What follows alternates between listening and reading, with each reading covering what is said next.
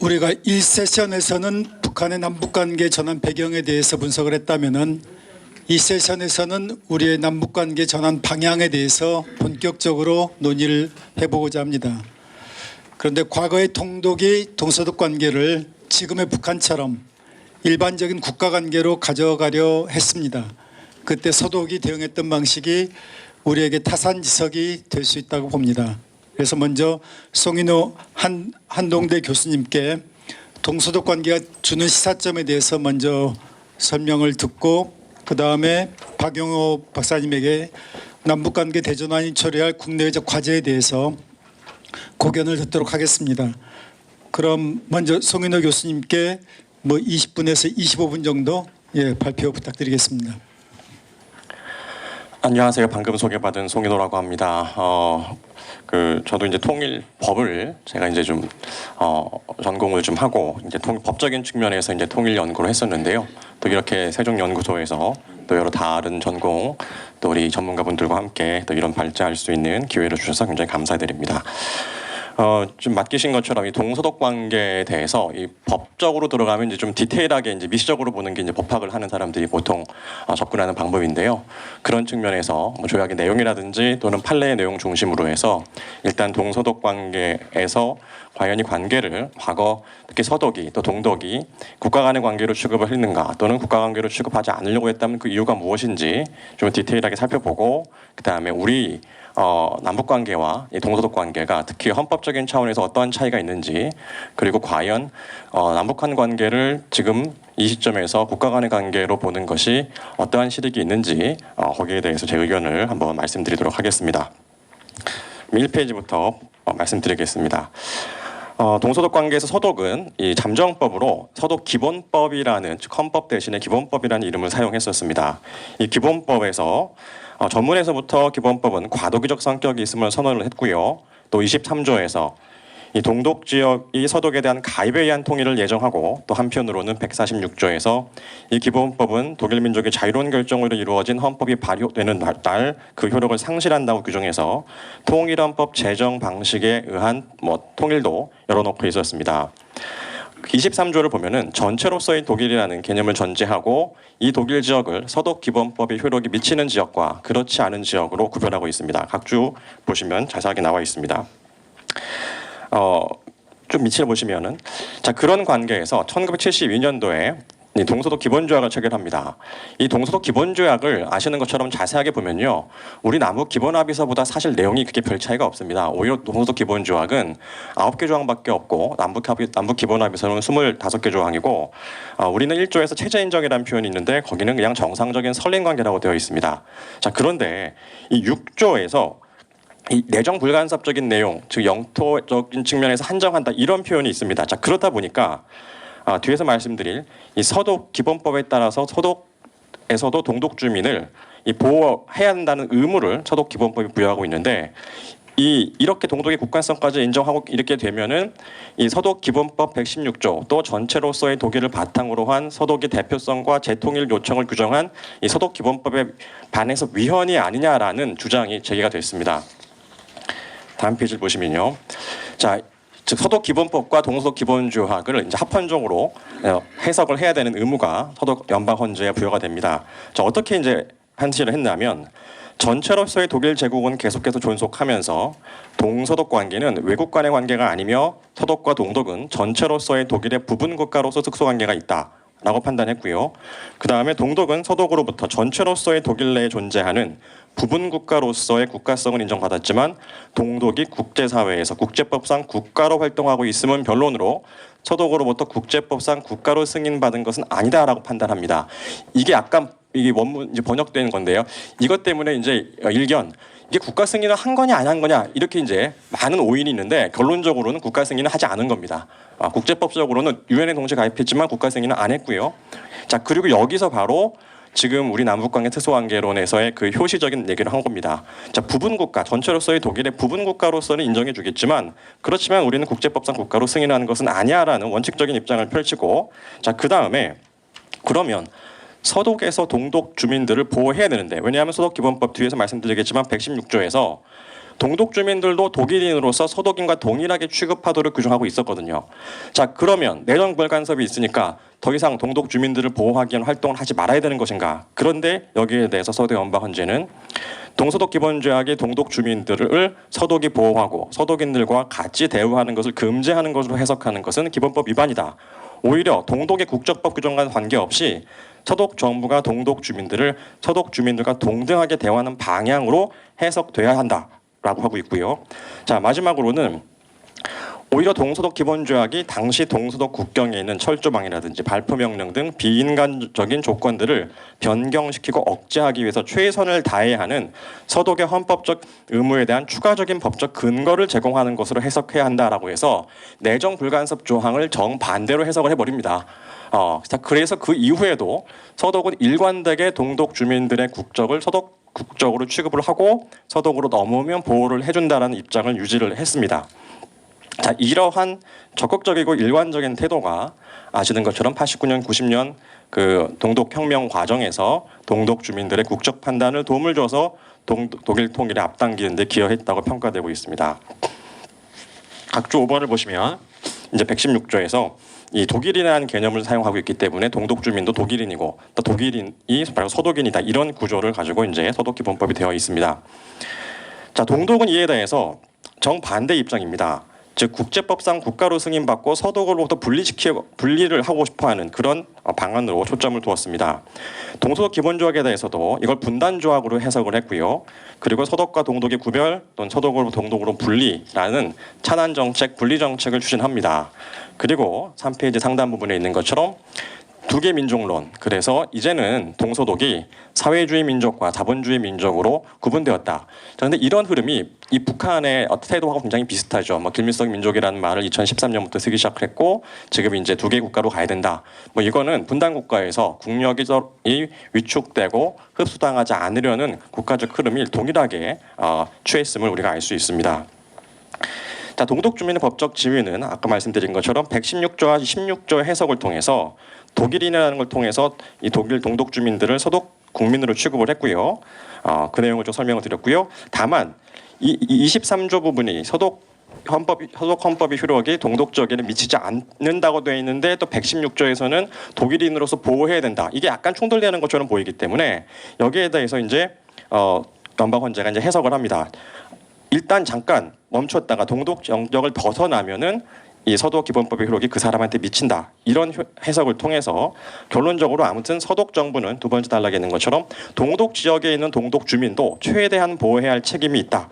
그래서 72년 동서독 기본조약도 이것은 축소하는, 이런 의무를 축소시키는 해석을 하면 안 된다는 입장을 취했고요.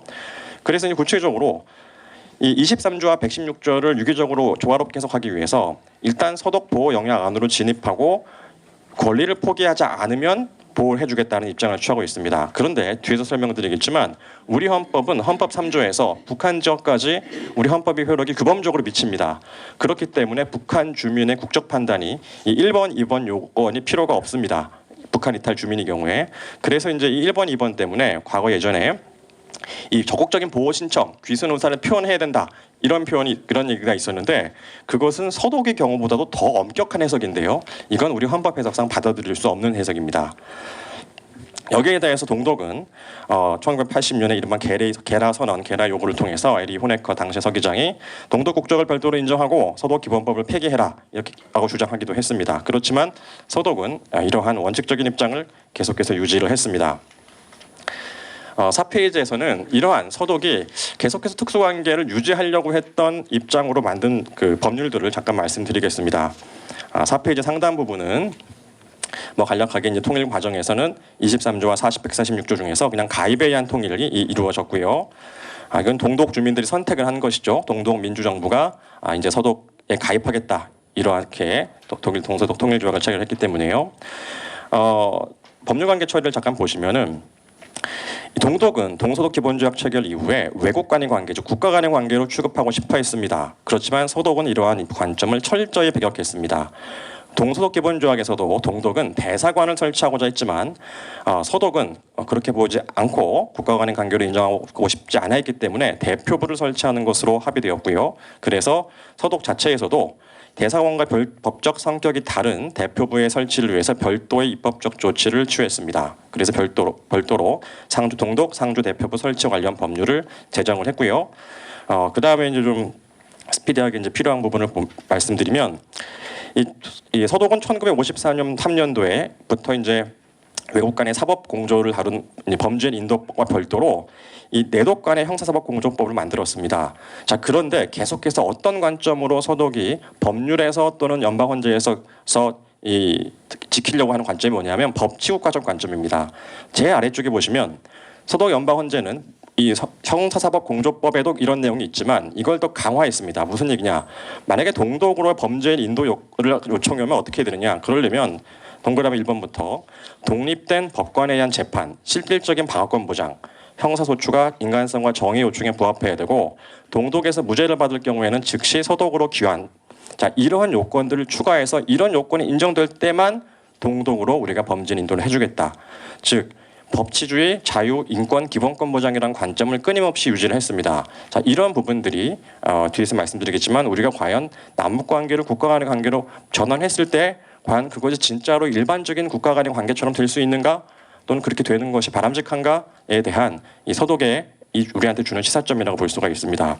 자, 그리고 이제 그 외에도 서독은 우리처럼 기소 편의주의가 아니라 기소 법정주의입니다. 그러다 보니까 동독 당사자가 우리에게 왔을 때 이 사람을 처벌해야 되는, 기소해야 되는 문제가 발생하니까 이 경우에는 또 오히려 기소를 유예할 수 있는 그러한 법적 근거도 만들었고요. 아무튼 특수관계에 따라서 계속해서 발생하는 동서독 관계를 풀어가기 위한 별도의 법들을 만들어갑니다. 일단 시사점을 보면은 정책적인 측면에서는 아시는 것처럼 교류협력 정책과 그다음에 안보와 인권에 대한 정책이 61년 짤츠기측 중앙인권기록보존소 설치부터 시작해서 동방 정책이 균형 있게 정권의 변화에도 상관없이 이루어졌다는 게 이제 가장 큰 특징이고요.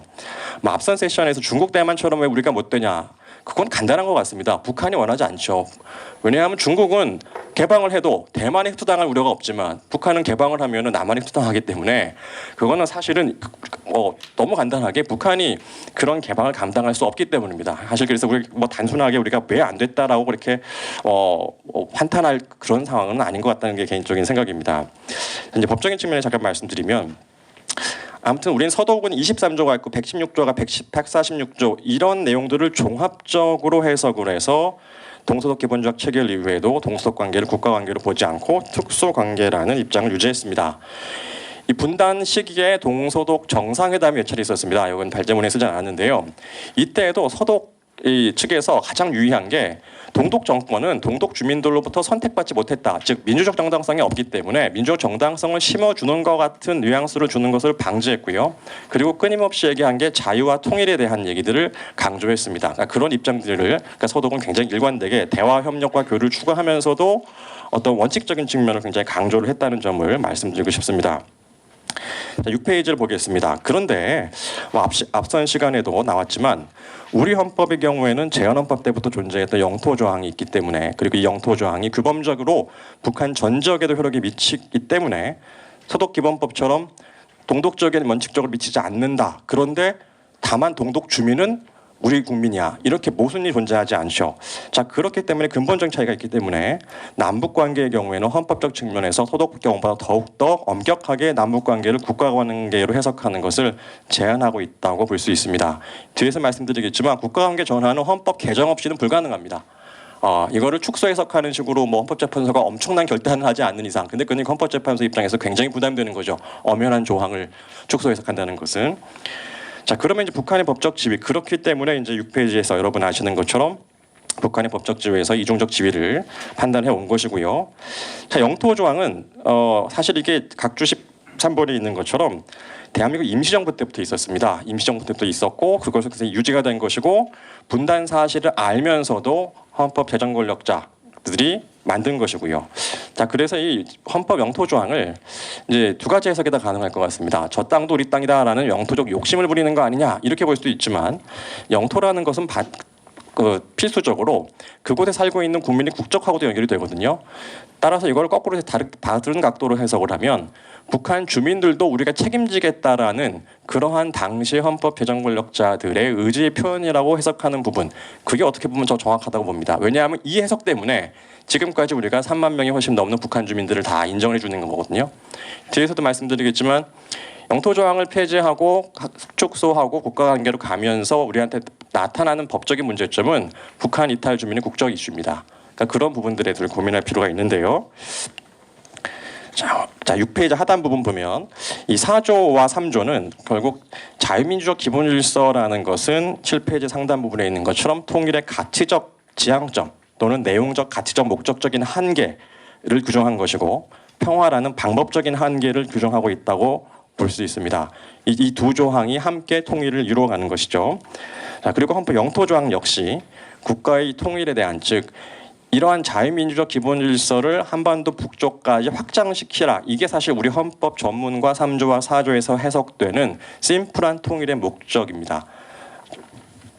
자, 그런 면에서 이제 영토조항을 이렇게 축소하거나 아니면 통일적까지는 효력 범위를 축소하는 이런 식으로 방법을 통해서 국가관계를 개선하게 되면 이렇게 변화하게 되면 과연 이런 경우에 우리가 북한의 급변 사태라든지 아니면 뭐 등등 여러 가지 상황 속에서 중요한 외세 개입 방어의 헌법적 근거를 포기하는 결과를 초래할 위험이 있지 않을까 싶습니다. 특히 이제 우리 앞에서도 많이 나왔지만은 뭐 북한 스스로가 이 10대 원칙 이게 사실은 북한에서 규범적 효력이 당 규약보다도 높다고 보통 보죠. 이 북한 이탈 주민 중에서 이제 고위층들은 자, 이 내용에서 이제 뭐 김일성 민족, 김정일 조선 같이 나와가지고 우리의 자유민족 기본 질서와 배치성의 정도가 높아지는 상황 속에서 과연 우리가 이 헌법 3조 영토 조항을 지금 개선하는 게 필요한 것인가? 그리고 각주 16번에 나와 있는 것처럼 이거는 이제 기존 헌법 교과서 지금 시중에 나와 있는 교과서 중에서도 잘못되어 있는 게 많은데 영토 조항은 100개 이상 나라에 있습니다. 일부만 있는 것이 아니라 각 나라마다 헌법적으로 있는 경우가 훨씬 많습니다. 그래서 저는 이제 북한의 체제가 변화돼서 북한 주민들의 의사를 반영하는 자유민주정부가 구성된다면은 우리가 이제 헌법 3조의 개정 내지는 북한의 이중적 성격에 대한 해석을 달래질 수 있겠지만 그때까지는 그래도 우리 영토 조항과 북한 주민들의 어떤 국적 부분은 대한민국의 보호 책임이라는 측면에서도 유지될 필요가 있고 역시 또 남북 관계의 특수관계 이론 역시 유지될 필요가 더 있지 않나라는 말씀을 드립니다. 자, 뭐 북한 주민의 헌법상 지위에 대해서는 이제 이 부분만 말씀드리겠습니다. 2010년 이후에는 영국이나 호주, 우리 각 8페이지, 9페이지 부분인데요. 영국이나 호주 같은 나라에서 우리 헌법의 해석을 많이 받아들여 가지고요. 북한 주민이 난민 신청에 있어서 이중국적으로 봅니다. 즉 북한 주민은 북한에서 박해받을 위험뿐만 아니라 남한 국적도 되기 때문에 남한에서 박해받을 위험도 있어야 되는데 남한에서 박해받을 위험 없지 않냐 이래서 난민 신청을 기각합니다. 물론 이제 이게 난민 신청을 받지 않고 싶다라는 어떤 그러한 이유가 있을 수 있다라고 볼 수도 있지만 아무튼 우리 헌법의 특수관계적 성격을 외국 법원에서 공식적으로 인정하기 시작했다. 자, 이런 측면이 있다는 말씀을 좀 드립니다. 결론적으로 말씀드린 것처럼 북한의 최근 태도는 동독의 태도와 굉장히 비슷합니다. 그럼에도 불구하고 소독은 계속 특수관계를 유지했고 이러한 태도가 통일의 관점에서는 더 도움됐다고 평가될 수 있습니다. 그리고 우리는 헌법 3조 때문에 국가관계 전환은 헌법 개정이 없는 한 어렵다고 볼 수 있습니다. 자, 그리고 정책적으로도 과연 이 시점에서 지금 헌법 개정을 통해 영토 조항을 삭제하고 남북관계를 국가관계로 취급하는 것이 안보와 국익 관점 그리고 통일의 관점에서 필요한 일인지 조금 더 신중하게 검토할 필요가 있다고 생각을 합니다. 10페이지 마지막 부분인데요. 사실 이제 국가관계 부분이 제가 이제 이 부분에 대한 그 논의들을 이렇게 쭉 생각해 보니까 이런 부분들이 있는 것 같습니다. 국가관계로 남북관계를 전환하면 평화가 담보되고 조금 더 남북관계의 개선 여지가 있을 것이다라는 그런 전제가 있는 것 같은데요. 그런데 가만히 생각해 보면은 즉 이런 전제죠. 특수관계로 보면은 약간 더 적대적이 되고 국가관계로 보면은 좀 더 우호적이 될 것이다라는 전제인데요. 저는 그 전제에 대해서 이것이 약간 막연한 생각이 아닌가라는 말씀을 조심스럽게 드리고 싶습니다. 왜냐하면 그 이유는 벌써 북한이 스스로 얘기하고 있죠. 국가관계로 본다고 하면서도 적대 관계에 있다 이렇게 얘기하고 있단 말이에요. 그리고 과거에도 특수관계로 보던 시절에서도 우호적인 경우도 있었죠. 이게 논리적이나 정책적으로 일관된 건 아니라는 말씀을 드리고자 하는 겁니다. 북한이 내부 정치 또는 외부적인 어떤 외교적인 목적을 가지고 남북 관계를 경색시키겠다고 마음 먹으면 국가 관계로 보더라도 지금처럼 국가 관계로 북한이 보는데도 적대적인 국가 관계다 이렇게 얘기하고 있기 때문에 국가 관계냐 특수 관계냐가 남북 관계에서의 우호적인 관계를 이루기 위한 전제 단계하고는 지난 역사를 봐도 또 지금 현재를 봐도 명확한 인과관계가 있지 않지 않을까라는 생각을 하게 됩니다. 자, 그러면 실질적으로 남북 관계를 국가 관계로 봤을 때 긍정적 효과, 부정적 효과에 대해서 한번 생각을 해봤습니다. 여기 있지는 않은데요. 긍정적 효과는 방금 말씀드린 것처럼 명확하지 않습니다. 국가 관계로 봐도 적대적일 수 있고요. 자, 그런데 부정적 효과는 조금 더 분명한 것 같습니다. 아까 말씀드린 것처럼 영토 조항을 축소하고 국가 관계로 본다. 그러는 순간 첫 번째로 국민들한테 통일에 대한 관심은 더 유도할 수 없습니다. 오히려 더 줄어들겠죠. 국가 관계인데 왜 통일을 해야 돼? 지금은 특수 관계니까 뭐 아무튼 말은 이러니까 관심 없는 계층이나 세대한테도 통일이란 말이다 꺼낼 수 있는데 국가 관계를 보는 순간 그럼 왜? 우리가 뭐 일본하고 통일할 거야? 아니잖아. 근데 왜 북한하고 통일해야 돼? 그러니까 통일 논의에 대한 담론이 축소되는 그런 가능성은 좀 더 분명하지 않을까. 또 북한 주민의 국적을 판단하는 게 굉장히 법리적으로 복잡해집니다. 왜 그런 북한 이탈 주민을 우리가 받아줘야 되지? 그 국민을 우리 국민이라고 따로 인정을 해야 되나? 근데 왜 그럼 또 북한 주민의 국적에 대한 별도의 법을 만들고 헌법에서 이 서독기본법처럼 옛날 조선 사람들은 다 대한민국 국민이야. 아무튼 뭔가 좀 번거로워집니다. 자, 그리고 말씀드린 것처럼 북한이 급변 사태가 발생했을 때 외교적으로 우리가 북한 지역에 뭔가 발언권을 얘기하는 비록 국내법적 근거지만 아무튼 하나가 더 없어지는 겁니다.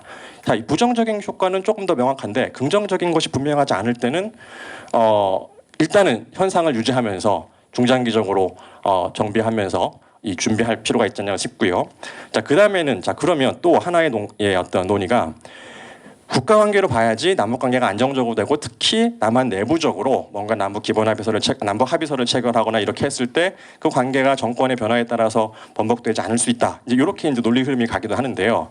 자, 기본적으로 이거는 국가여야지 조약을 체결할 수 있다라는 생각을 하시는 것 같은데 조약 체결 주체는 국가가 아니어도 됩니다.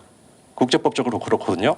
그러니까 기본 전제가 북한의 국가성과 남북관계 합의서를 조약 이거하고는 관계가 없어요. 자, 그러면 또 하나의 중요한 필요성이 탈락됩니다. 자, 그러면 또 하나가 남북관계 그럼 규범력을 만들어 가지고 정권이 바뀌어도 계속해서 유지되게. 자, 그거는 북한의 국가성하고 또 아무 관계가 없는 얘기예요. 무슨 얘기냐? 만약에 남북 합의를 하는데 국회 동의를 받아갖고 지금 남북관계 발전법도 있지만 법률이 만들어졌다고 치더라도 다수당이 바뀌면 폐지할 수 있는 거죠. 따라서 이것도 북한의 국가성하고도 무관하지만 법률적인 효력을 두는 것도 그것이 진정한 여야 합의가 없이는 정권이 다수당이 바뀌어버리면 또 폐지될 수 있는 거예요. 자, 그래서 역시 이건 국가성과도 무관하고 자, 그래서 제가 드리고 싶은 제언은 10페이지에 있습니다. 자, 남북 여러 가지 합의서들의 내용을 살펴봐서 그 규범력이 인정되기에 되게 추상적인 내용이 많습니다. 그리고 여야 합의 없이 단순히 국회 다수당의 국회 동의만으로 규범력이 인정된다는 식으로 해석을 하게 되면 뭐 지금 이미 뭐 이중광세 방지 합의서 같은 4대 경합 합의서는 국회 동의도 받았고 규범력이 있다고도 뭐 이렇게 보기도 합니다. 또 판례도 하나 있고요.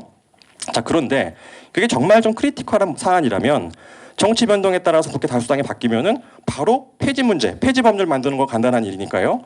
자, 이런 문제도 발생할 수 있습니다. 따라서 저는 이거는 결국 정치로 풀어야 된다고 봅니다. 즉 특정 남북 합의보다는 축소된 내용일 수 있지만 어떤 남북 합의를 남북 정상이 했어요. 그럼 그걸 가지고 국회로 오는 겁니다. 국회에 와서 다시 여야가 합의할 수 있는 범위 내에서 이행 법률 제정 방식. 이것은 이제 우리나라는 잘 쓰고 있지 않지만 외국에서는 그 조약을 이행 법률로 이렇게 만드는 식으로 많이 하는데요. 이행 법률 제정 방식으로 남북 합의를 구체화하고 규범력을 만들어 가면 합의 내용 100이다. 그런데 국회에서 합의할 수 있는 내용이 20이다. 그럼 20이라도 법을 만드는 겁니다. 자, 그거는 정권이 바뀌어도 폐지되지 않겠죠.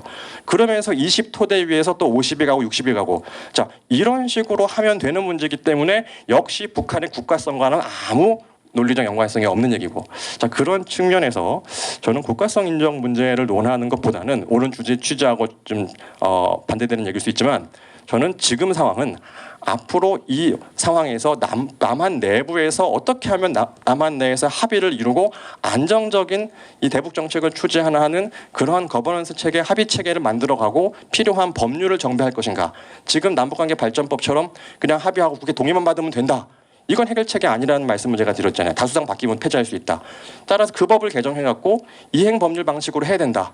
그리고 여야가 합의해서 만들어 가기로 합의한다. 뭐 이러한 준비를 해야 될 때가 아닌가라는 말씀을 드리고요.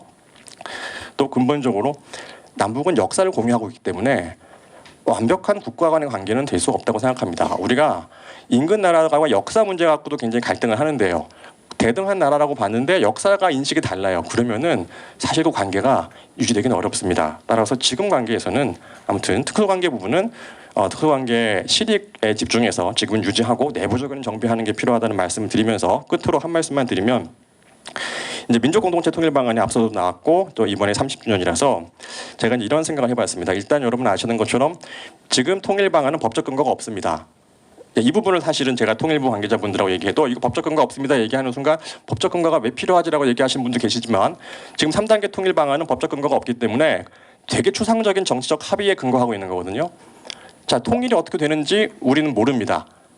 국회 동의를 받아야 되는지 국민투표를 해야 되는지 이거 지금 모릅니다. 규정이 없어요. 그러니까 남북 정상이 사인해서 되는 건지. 자, 그러면 실제 통일 과정에서 어느 순간 그게 뭐 10년 후가 됐건 30년 후가 됐건 통일될 때 그 어떻게 되냐 방법적인 내용을 어떻게 할 것인지 이런 고민들을 지금 해야 된다고 생각합니다. 이게 그 시점에서 고민하면 누구는 야 이거 국민투표에서 부결되면 어떡하지? 국민투표 할 필요 없어. 누구는 야 그래도 헌법 개정에 준해서 해야지. 근데 규정이 없으니까 혼란스럽겠죠. 따라서 지금은 내부적으로 통일 방안을 진짜 구체화해서 법적 근거를 두는 일, 통일 방법을 법적으로 또는 필요하면 헌법적으로 정리하는 일, 이런 일들을 해나갈 필요가 있고, 자 그런 관점에서 저는 한 가지 제안드리고 싶은 게 우리 헌법을 보면은 보편적 가치 기준 질서를 기준으로 이제 통일을 규정하고 있거든요. 자유민주주의 기본질서 입각한 평화통일. 자 그렇다면 더구나 우리가 이제 다민족인 얘기가 나오고 있단 말이에요 지금. 그런데 다민족을 매너된 말씀이지만 이제 어떤 분들은 다민족을 이제 코리아 그러니까 어떤 한국 민족이란 개념 확장하려는 그런 이제 의견들도 많이 나오고 있는데 저는 그거보다는 차라리 한반도라는 어떤 가치 공간 여러 우리 한민족부터 시작해서 여러 민족들이 같이 살아가는 이 공간을 중심으로 한 한반도라는 개념 그리고 그다음에 우리가 인간의 존엄과 가치라는 가치 질서 이것이 들어간 개념인 한반도 가치 공동체 통일 방안을 남한과 북한이 함께 만들어간다라는 방안으로 접근을 하면 그래도 급속한 통일뿐만 아니라 점진적 통일의 경우에도 북한 측에 대화가 될 수 있는 여지가 좀 있지 않을까. 그래서 이 말씀을 끝으로 드리면서 이제 오늘 말씀을 마치고자 합니다. 예, 이상입니다.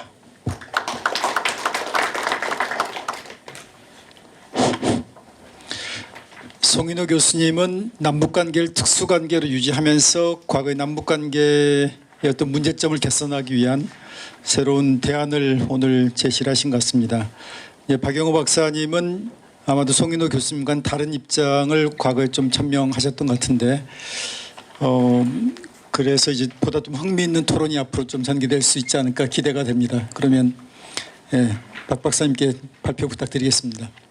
네, 방금 소개받은 박용호입니다.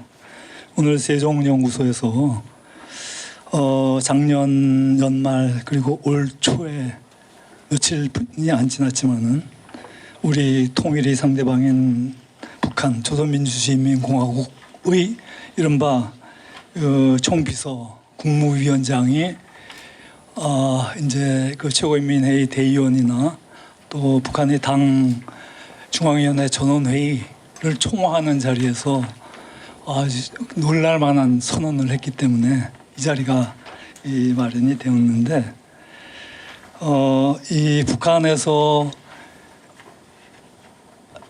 남한과 북한 관계를 동질 관계가 아닌 적대 관계, 적대적 두 국가 관계 또는 이 교전 중인 두 국가 관계라고 선언을 해서 이제 우리 사회에서 상당히 이 여러 언론이나 또 전문가들 또 국제 미디어에서도 상당히 관심을 갖게 되고 오늘 이 자리가 마련된 것 같습니다. 관련해서 세종연구소가 이런 그 뜻깊은 자리를 마련해 주셔가지고 또 저희 의견을 같이 나누게 된 점 저 개인적으로 매우 고맙게 생각을 합니다. 사실 2년 전 2022년 1월 19일자인가요? 이 메이저 언론사에 이런 제목이 그 전면 칼럼을 게시한 적이 있습니다. 남북한 서로 작은 따옴표하고 국가 열고 국가 작은 따옴표 닫고 인정하고 기본조약부터 만들자라는 타이틀의 전면 칼럼을 게시한 적이 있는데, 사실 그 남북 관계를 본격적으로 국가로 인정하든 아니면은 그로 가기 전에 사실상 국가성을 서로 인정하자. 그럼으로써 통일 전략 차원에서 또는 통일 정책 차원에서 그러한 남북 관계를 운영을 해서 중장기적으로 남북 관계를 발전시키는 통일 정책, 통일 전략을 만들어 보자라는 제안은 그 이전부터 오래전부터 그 주장을 해왔는데, 앞서 법적으로 많은 그 가르침을 주신 송인호 교수님 그 말씀을 들으면은 이 법적으로 규정하는 데 있어서는 여러 가지 문제점이 있는 것 같다라는 그런 이 제안에 알지 못하는 그런 그 가르침도 받았는데, 사실 법적으로는 제가 법은 문외한입니다만은 여러 가지 방식으로 해결할 수 있는 것도 있지 않을까 생각을 하고, 송 교수님의 말씀 중에 말씀을 하시면서도 정말 어렵다라는 그 말씀 발제 중에 스스로 말씀을 하셨는데, 사실 대한민국에서 지금 앞선 세션에서도 이야기가 나왔습니다만은 여러 가지 남북관계 관련 여러 가지 법률이 제정이 되어 있죠. 그런데 그 법률을 제정한 국회의원조차, 정치인들조차, 정부조차 지키지 않으니까는 법적으로 어떤 그 합리적인 제안을 하더라도 지키지 않으면 무슨 소용이 있습니까? 그래서 송 교수님께서 이러이러한 것을 만들어 가지고 최선이 합의된 사항을 해가지고 어떤 좀 이행하는 것도 만들어 보자라는 제안을 하셨는데, 저는 그것조차도 제 결론에 어떤 제안이 있는데, 제안을 하면서도 사실 저 개인적으로 그것에 대해서 회의적입니다. 왜냐하면은 우리 사회에서 정치적 분열이 너무 심하게 되어 있기 때문이죠. 지난 하나의 예를 들어보죠. 30년 전부터 우리 사회, 우리 국가에서 이 영호남, 지역 분열, 갈등 이것을 해결하기 위해서 김영삼 정부 때부터 각종 이름은 다르지만은 이 국가통합위원회라는 것을 구성해서 지금 이 정부도 있습니다. 그런데 여러분, 우리 사회에서 그 지역 분열 양극화가 해결되었다라고 생각을 합니다. 저는 남북 관계에 있어서도 어떤 법적인 문제 관련 아무리 그 정책 전문가들 또 정책 관련해서 정책 결정자들이 제안을 하더라도 정치권, 우리 정치사회, 우리 그 시민사회의 양극적인 분열 현상이 해결되지 않으면은 암만 좋은 제안이 이루어지더라도 해결될 방법은 없다라고 생각을 합니다. 너무 이제 부정적인 그 말씀을 먼저 드리게 돼서 죄송한데, 우선 그 앞선 세션에 이어서 우리가 갑자기 북한이 김정은이 두 개의 국가 이야기를 했는데 어느 날 갑자기 터져 나온 건 아니죠.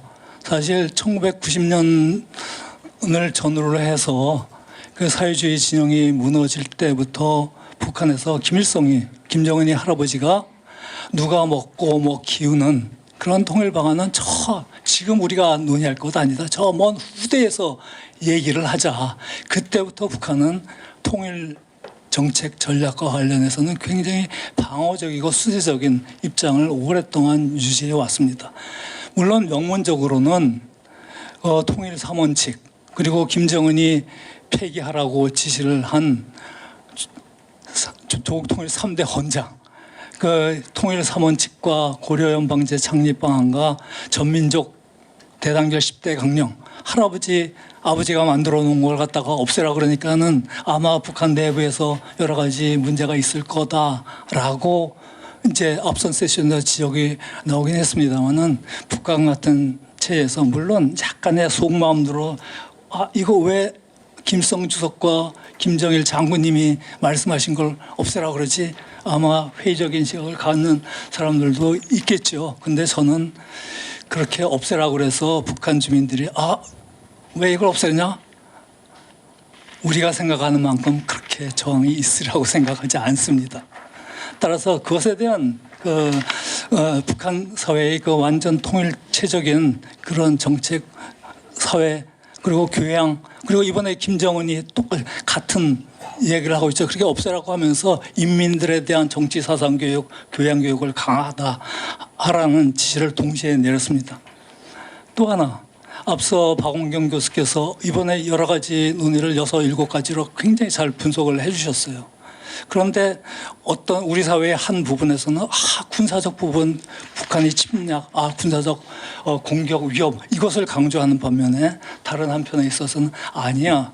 북한이 굉장히 어려운 상황에 있으니까는 상당히 일부러는 어떤 분들은 이것은 패배를 인정한 거나 마찬가지다 라는 식으로 이제 해석하는 양극단의 해석이 있는데 사실 그 여러 가지 원인 중에서 박원균 교수가 여러 가지 분석을 해 주셨는데 저는 그중에서도 북한이 앞서 말씀드린 것처럼 1990년도부터 지금 여기까지 30여 년 동안 쭉 이어오면서 이제는 정말 독자적으로 앞서 동독의 입장대로 분리하는, 차단하는 그런 입장. 이제는 좀 그런 정책을 공공하게 추진해 하겠다는 그런 공식적인 선언이다라고 생각을 합니다.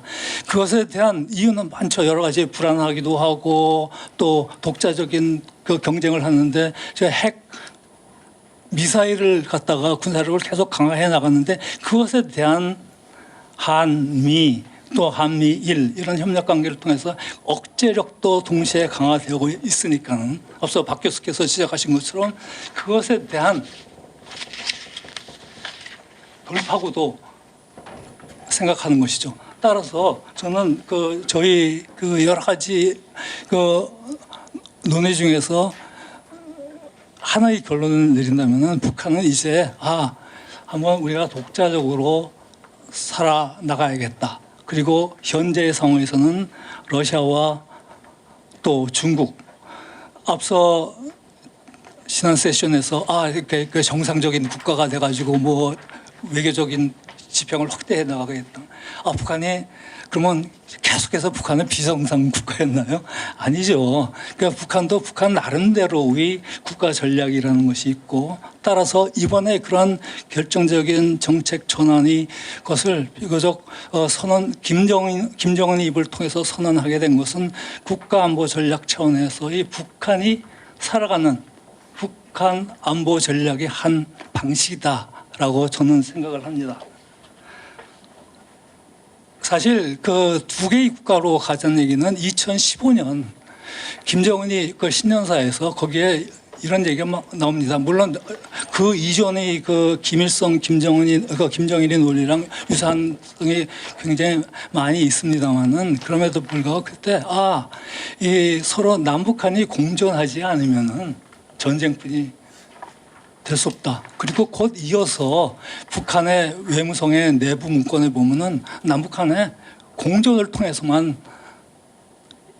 한반도의 평화가 있고 한반도 평화가 있어야지 동북아 평화가 있다. 이런 것을 갖고서 북한이 대외적으로 특히 중국, 러시아 또 국제사회에 들어가서 막 그런 자기들이 전략에 대한 임시 메이킹을 많이 하기 시작을 합니다. 우리 사회에서도 우리 일부 관련 기관에서 그런 분석이 있었는데 정책적으로 구체적으로 나타난 것을 저는 보지 못했습니다. 그래서 이제 북한이 이게 두 개의 국가 이렇게 나오니까 어느 날 갑자기 나온 것처럼 북한이 먼저 했으니까 우리는 하면 안 된다. 아니죠.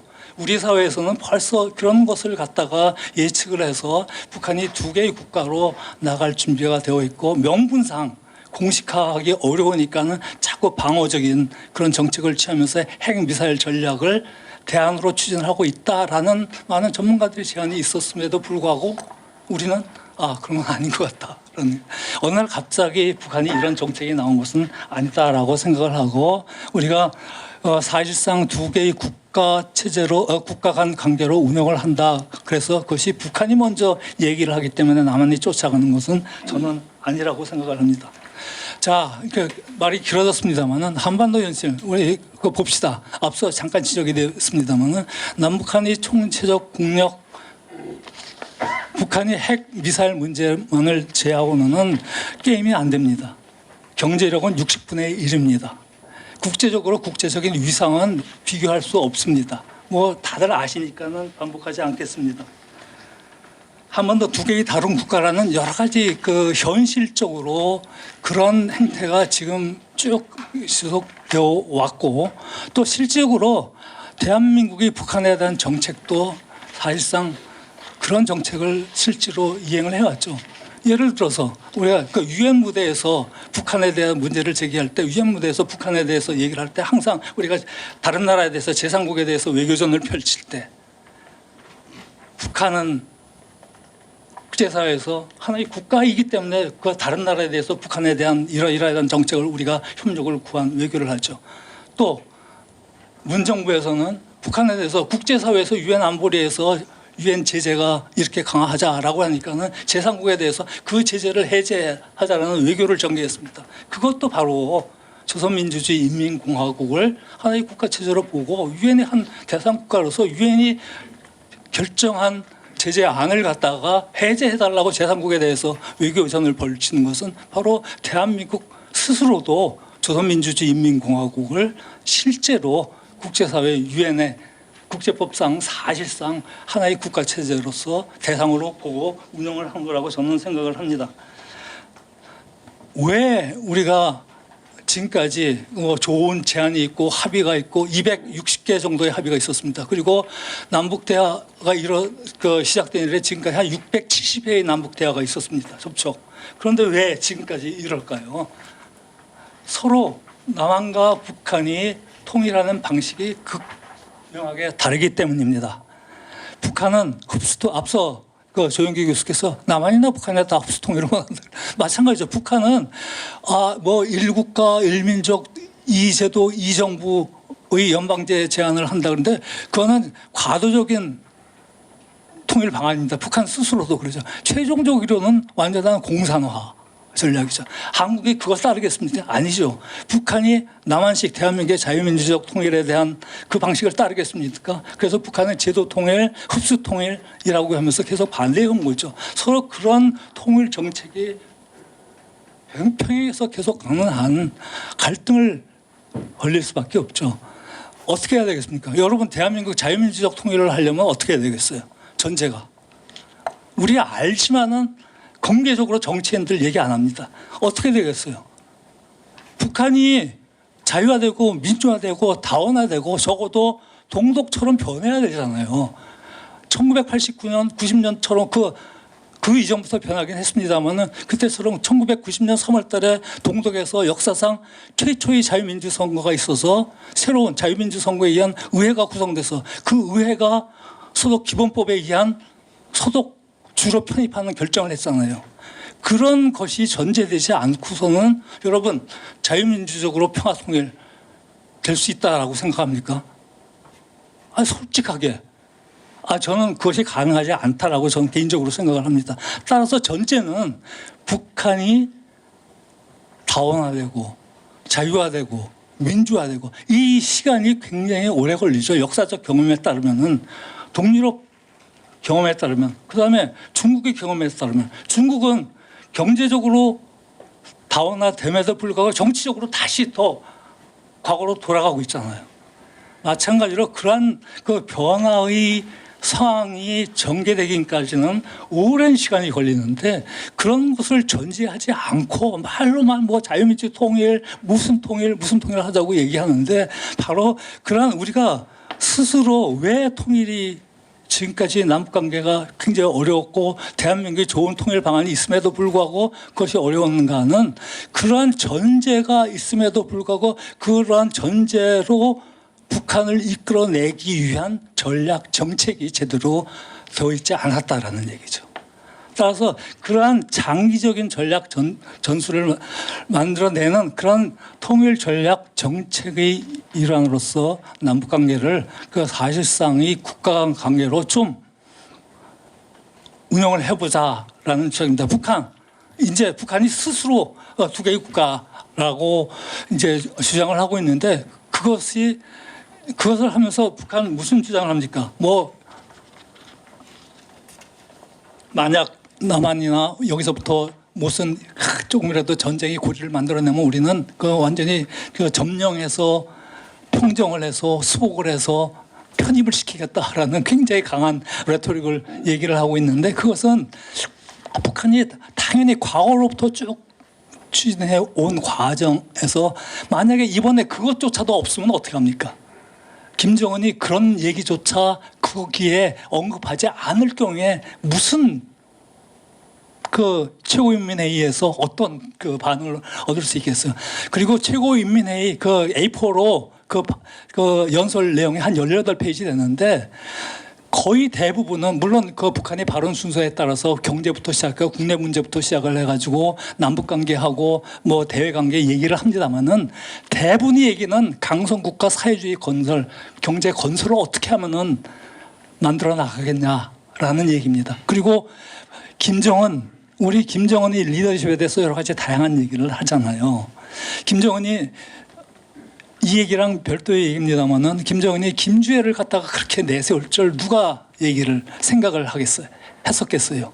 북한의 가부장적인 사회의 김주애, 아직 두고 봐야 되겠습니다만은 김정은이 20 곱하기 10, 2010 계획이라는 그런 우리 사회에서 쓰는 그런 수사적인 방법을 통해서 앞으로 10년 동안 매 지방 공장 20개를 건설을 해야 되겠다라는 10개년 계획을 얘기를 하고 있는데, 그런 거는 전혀 관심들을 없고 그냥 이 뒷부분에 공세적 압박하는 것만 관심을 갖고 있는 거죠. 그러니까 전반적으로 김정은이 얘기하고 있는 것은 사회주의 강국 건설을 하기 위한 과정에서 이제는 우리가 독자적으로 상황에서 이제 러시아와도 관계가 좀 뒷받침을 좀 경제적 배경이 새로 생겼으니까 중국한테도 되니까는 북한이 뛰쳐나갈 수 있는 국가들은 지금 몇 개 국가들이 있습니까? 북한한테 경제적으로 지원할 수 있는 나라들 많이 있습니까? 러시아 아니면은 중국뿐이 없겠죠. 우리가 솔직히 얘기하면 바로 그러한 상황에서 김정은이 지금 스스로는 국가 안보 전략, 우리가 객관적으로 보면 국가 생존 전략이다라고 볼 수가 있겠습니다. 이게 여러 가지 두 국가론에 대한 이론적인 논의, 그런 것들은 앞으로 계속 심층적으로 논의가 되어야 한다라고 생각을 합니다만은, 저는 그런 과정에서 이제 우리가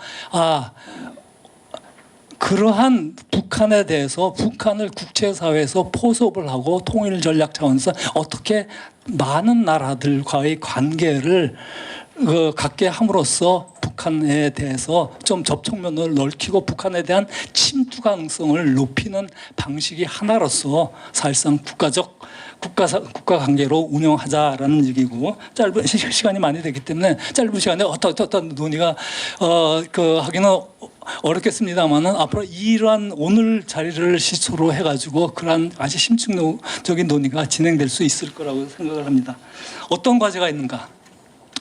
사실 첫 번째 과제는 우리가 이런 논의가 시작됐을 때 앞서 송 교수께서 지적하신 여러 가지, 만약에 국가 간 관계로 운영을 할 때 헌법 이제 개정 문제가 되는데, 저는 관련해서 과거에도 헌법 개정을 할 필요가 있다라고 주장을 해왔고, 우리 사회에서 헌법 개정 논의할 때는 권력 문제만 신경을 쓰죠.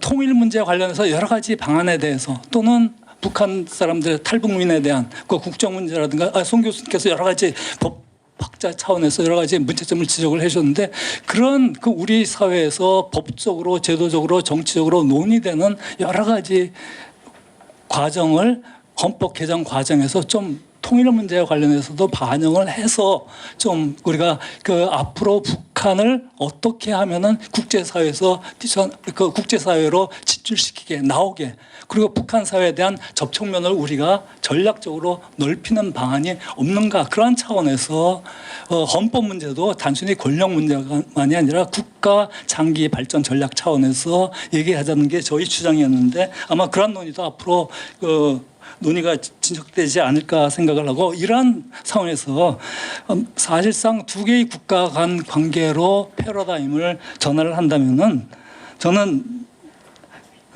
국내적 과제에서 우선 국내적 논의가 아마 굉장히 심층적으로 시작되어야 된다라고 생각을 합니다. 오늘 저는 세종연구에서 이런 자리를 마련한다 그럴 때 정말 단초를 잘 마련했다라고 생각을 합니다.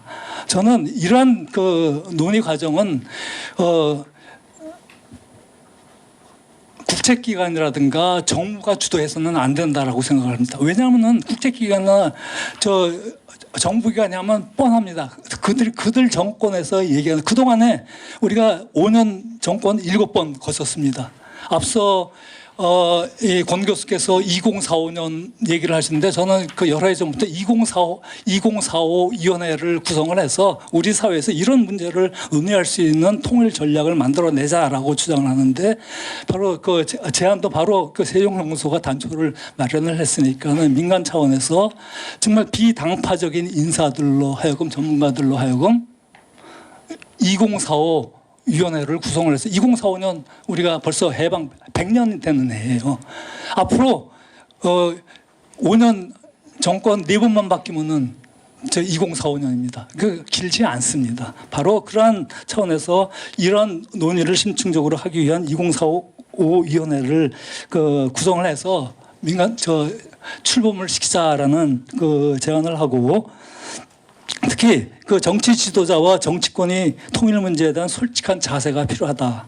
그리고 현실주의적 인식이 필요하다라고 생각을 합니다. 그다음에 왜 이런 논의를 하냐면, 앞서 우리 사회에서 여러 기관들이 이제 여론조사를 하죠. 서울대 통일평화연구원이 2007년부터 작년까지 계속 매년 조사한 연구에 따르면은 통일의 필요성에 대한 그 인식, 특히 20대와 30대는 3명 중에 1명 정도만 이제 지금은 통일의 필요성을 얘기를 하고 있고, 그다음에 통일이 왜 필요하냐라는 과정에서 과거에는 같은 민족이니까가 많이 주장을 했는데, 지금은 전쟁의 위험을 막기 위해서라고 굉장히 현실적이 되어버리는 거죠.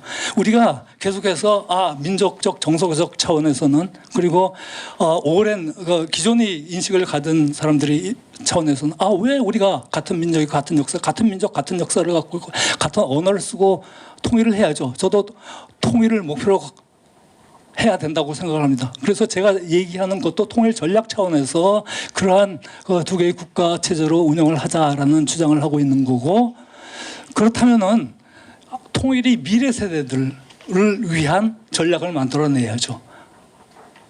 만약에 그 젊은이들이 그런 주장을 한다면 당신들은 통일에 대한 인식 교육을 잘못해서 그렇다. 그렇지 않습니다. 네, 빨리 줄이겠습니다. 그런 차원에서 저는 그 차세대를 위한 통일 전략 차원에서 우리 이제는 새로운 통일 프레임을 가져야 필요가 있다라고 생각을 하고, 그다음에 민족이라는 개념입니다. 북한 계속해서 우리 민족끼리 민족공조 얘기하다가 김일성 민족, 사회주의 민족 얘기하다가 그 필요할 때는 한민족이죠. 그걸 통해서 외부 자원 동원을 많이 활용을 했습니다. 근데 외부 자원 동원이 안 되니까, 언제부터 북한이 굉장히 더 강하게 나왔습니까? 하노이 회담 실패하고 돌아와서 한국에 대해서 적고 공세가 나왔죠. 미국에 대해서 공세. 그러고 나서 굉장히 더 강하게 나오고, 김여정이 이제 더 이상 우리 거 신경 쓰지 마라 라는 얘기가 이제 2년 전부터 나오기 시작을 했는데, 바로 그러한 차원에서 이제 우리 사회도, 남한 사회도 인적 구성이 많이 변하고 있어요. 그래서 코리안 네이션, 앞서 민족 개념 정의할 때 여러 가지 복잡하다 그랬는데, 사실 미국의 아메리칸 네이션 할 때 미국의 그 많은 이민들이 들로 구성된 국가인데 아메리칸 네이션 할 때 그들은 아메리칸 네이션에 굉장히 충성심, 로열티를 느끼고 있죠. 바로 그러한 차원에서 코리안 네이션이라는 다민족 국가, 다문화 사회, 그런 앞으로 통일 국가가 이루어지면 그들이 상당 부분 우리 사회에 많은 그 비중을 차지하게 될 겁니다. 그러면 그 미래를 향해서도 우리 코리안 네이션이라는 개념도 새롭게 정립할 필요가 있다. 그리고 마지막으로 대외적으로 한 가지만, 여러 가지 그 제안을 하고 있는데 한 가지만 강조드리고자 한다면은, 우리가 그 남북기본 합의서, 그다음에 이 민족공동체 통일 방안이 나왔을 때 그 사국 교차 승인 이야기를 배경으로 하고 있습니다. 그래서 그 한국은 중국이랑 러시아랑 교차 수교를 했죠. 그런데 북한은 미국이랑, 북한이 그렇게 외교 관계를 맺고 싶어하는 미국과 그리고 일본과 수교되지 않았죠.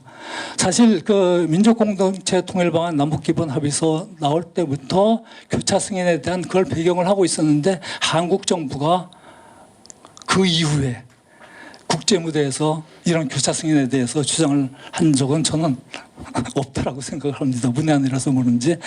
물론 그 미국과 북한의 그 관계 개선과 그 일본과 북한의 관계 개선은 미국과 일본이 결정할 문제이고, 그다음에 핵 문제가 아주 중요한 관건이라고 생각을 합니다. 그렇지만 적어도 그 문제가 이 과정에서 어느 정도 해결의 과정으로 진행이 돼야지 남북관계도 새로운 그런 그 양자 관계로 또 한반도의 새로운 그 관계 전환이 이루어질 수 있을 거라고 생각합니다.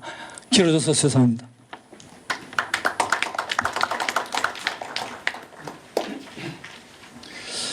앞에서 동서독 관계에 대해서 우리가 살펴봤지만 남북 관계가 동서독 관계처럼 지속적으로 발전하지 못한 가장 큰 이유는 북한 핵 문제 때문이라고 봅니다. 그래서 북한 군사 문제를 오랫동안 연구해 오신 이 분야의 최고 전문가이신 김민석 전 중앙일보 논설위원님께 토론을 부탁드리겠습니다. 예, 중앙일보에 있다가 10개월 전에 항공우주산업진흥협회로 옮겼습니다. 외교안보 이제 그만하려고 했는데 불러주셔서 감사합니다.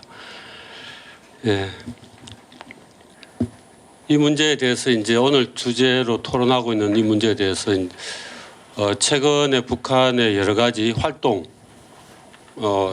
등 또 도발 가능성에 대해서 사람들이 굉장히 많이 질문도 있고 우려도 많이 하고 있습니다. 그래서 만나는 사람들마다 이 북한 올해 어떻게 도발하겠느냐, 어떻게 되겠느냐, 한반도는 얼마나 더 위험해질까, 이런 질문들을 많이 받습니다. 그래서 저는 아마도 더 위험해질 것이다 이렇게 이야기하고 있습니다. 뭐 핵을 사용하는지까지는 모르겠지만 상당한 수준의 도발도 할 수 있을 것이다 이렇게 하고 있는데, 그때마다 마음을 우리는 다잡아야 한다. 이 팔을 내주는 한이 있더라도 꼭 지켜야 한다 이렇게 말씀을 드리고 있습니다. 제 생각은 그런데요. 사실 그 오늘 이 주제와 관련해서 제가 이제 사실 토론 자료를 만들어서 내지 못해서 죄송한데, 김정은의 민족 그리고 통일 부정 이에 대해서는 어떻게 보면 손바닥으로 하늘 가리는 거나 똑같죠. 남북한이 한민족인데 뭐 아니다. 물론 이제 국가는 국제적으로는 두 국가로 되어 있지만 언젠가는 우리 마음속에 통일해야 한다는 걸 항상 갖고 있지 않습니까? 그런데 그걸 스스로 부정한들 마음속에 늘 있는 거죠. 거짓말하는 거나 상관없는데, 이와 관련해 가지고 오늘 아침에 그 중앙일보 칼럼에 보면 우리 장세정 논설위원 시선에 보면 김정은 민족 통일 부정의 주사파 멘붕 침묵 이런 제목으로 칼럼을 썼습니다. 혹시 읽어보셨는지 모르겠지만 그 내용 중에서 보면은 강철서 시인의 저자 김영환 씨가 과로에서 정북 주사파들이 지금 상당히 혼란스러운 상태일 것이다. 또 북한 김일성은 아마 엄청나게 살아 있었으면 분노할 것이다. 또 북한의 통일 전선 선동을 맹목적으로 추종해온 감성적 종북 세력은 앞으로 구심점을 잃고 떨어져 나갈 것으로 보인다. 이런 이제 그 김용환 씨 멘트를 썼습니다. 맞죠? 우리 저기 저자가 저기 있습니다. 장세정 논술위원. 제가 이걸 보고 도대체 이걸 어떻게 해석해야 될 것인가 해서 제가 카톡으로 이제 멘트를 보냈는데 그 내용은 제 생각은 중력 이론입니다. 중력 이론. 사실 그동안 1970년대부터 북한이 늘 불리할 때면 협상을 하거나 첫 번째 북한의 방식이 있는데 늘 불리할 때는 협상했죠. 뭐 7.4 공동성명, 남북 기본합의서, 제네바 기본합의서, 기본합의, 9.19 합의 뭐 등등 여러 가지 있는데 북한이 불리할 때는 늘 협상해서 시간을 벌고 또 그것도 할 상황이 안 될 때는 약간의 도발을 해가지고 더 이상 말을 못 붙이도록 만드는 거죠. 지금은 하노이 회담 이후로 계속 나빠진 상황에서 협상하기는 어렵고 그래서 일단 도발하는 건데 당장 도발하기도 쉽지 않으니까 일단 적으로 간주하고 이제는 남한에 대해서 대한민국에 대해서 신경 쓰지 않겠다. 오히려 흡수가 아니고 무력 통일 대상이다. 이런 옛날부터 하던 이야기를 하는 거 아닌가 그런 생각이 들고 또 이런 시도 또한 또 이 마지막 아닌가 하는 생각도 듭니다. 여러 가지로 봐서 그런 차원에서 보면은 지금 왜 이런 고민할까에 대해서 중력 이론인데 그동안 남북한이 엄청난 오랜 기간 동안 서로 경쟁 구도를 했는데 결국은 아까 우리 말씀하신 대로 대한민국은 GDP는 북한의 60배이어서 대한민국의 이 워낙 이 뭡니까 무게가 많이 나가니까 북한은 이 대한민국이라고 하는 구심체 중력에 끌려가지고 계속 가까이 오고 있는 거죠. 여러분들 인공위성이 힘을 잃으면 어떻게 됩니까? 나선형으로 돌다가 결국은 지구에 떨어지게 되거든요. 대기권에 들어오면서 다 불타게 됩니다. 바꿔 말하면 대한민국 중력은 점점점 세지고 북한은 스스로의 중력, 그 중력은 이제 국제 균형이겠죠. 목성이나 뭐 이런 데서 끌어당기는 중력인데 그 힘이 적어지고 대한민국 중력이 커지면 결국은 대한민국 속으로 들어와서 타서 없어지는 거죠. 이걸 가장 우려하는 것입니다. 그래서 여기서부터 탈출하기 위해서는 결국은 핵과 미사일로 을 터뜨려 가지고 분란을 만들고 위기에서 탈출하려고 하는 거 아닌가 이런 생각이 듭니다. 그래서 이런 고도의 심리전 차원에서 이번 선언이 있었던 요즘 분위기가 있었던 것 같습니다. 그런데 이제 이런 걸 볼 때 아까 앞에서 이제 남북 관련해서 법에 대해서 발표하신 우리 송 교수님 읽어봤지만 보면은 그렇다고 그러면 우리가 법적으로 북한을 다른 나라로 또는 북한 땅을 또 북한의 우리 주민들을 타국 국민으로 인정할 수 있을까? 그건 불가능하지 않습니까? 왜냐하면 우리 헌법에 정해져 있거든요. 헌법 3조인가요? 3조에 보면은 대한민국 영토는 한반도와 그 부속도서란 이렇게 되어 있거든요. 그리고 대한민국은 속지주의입니다. 형법에 보면 속죄주의에 의해서 북한 땅에서 나도 우리 땅이기 때문에 결국 대한민국 국민입니다. 그래서 우리는 우리 국민을 지킬 의무가 있는 것이죠. 그래서 북한 주민이 탈북하면 우리 국민으로 하고 빨리 우리 국민에 편입시키는 게 우리 또 대한민국 정부의 목표이기도 합니다. 그래서 그러면 우리 헌법을 바꿔야 하는데 헌법을 바꿀 수 있겠습니까? 못 바꿉니다. 그 투표를 하면은 부결됩니다. 바꾸는 게. 그렇기 때문에 우리는 이 헌법 체계를 지금 인정할 수밖에 없고 그건 그냥 그대로 놔두고 가야 할 것 같습니다. 그런데 이 헌법에 보면 사실 북한에 대해서 목표가 있죠. 자유민주적 국가로서 통일한다. 뭐 이런 목표가 있는 거죠. 그리고 우리 헌법은 우리 국민에 대해서 국민의 이 권리를 적어놨습니다. 그 헌법 위장에 보면 자유민주주의 또 개인의 어떤 여러 가지 권리에 대해서 되어 있습니다. 인권 문제라든지 이런 것들을 해놨는데 결국 북한에도 그게 적용돼야 하는 것이죠. 그런데 지금까지는 사실 그걸 적극적으로 하지 않았다고 봅니다. 특히 지난 정부는 사실 그걸 묵살하고 있었던 거죠. 그 사실 헌법 위반한 것이나 마찬가지인데 정부라면은 헌법에 정의해 놓은 여러 가지 이 행위들을 정해놓은 걸 해야 하거든요. 그런 걸 잘 묵살을 했다라는 게 이제 아쉬운 게 있고 앞으로는 이제 그런 걸 해야 할 것 같고요. 또 이제 독일 문제를 많이 말씀하시는데 독일 지금 이제 분단 국가 중에서 독일, 예멘, 베트남 다 통일이 됐는데 대한민국만 통일이 되지 않았죠. 그런데 이제 통일되지 않은 이유는 제가 보기에는 독재적 왕조 국가에서 그런 것 같습니다. 독일하고 우리하고 다른 것은 독일은 이념적 공산주의와 자유민주주의 국가로 분단되어 있었는데 북한은 공산국가이면서 독재적 왕조 국가거든요.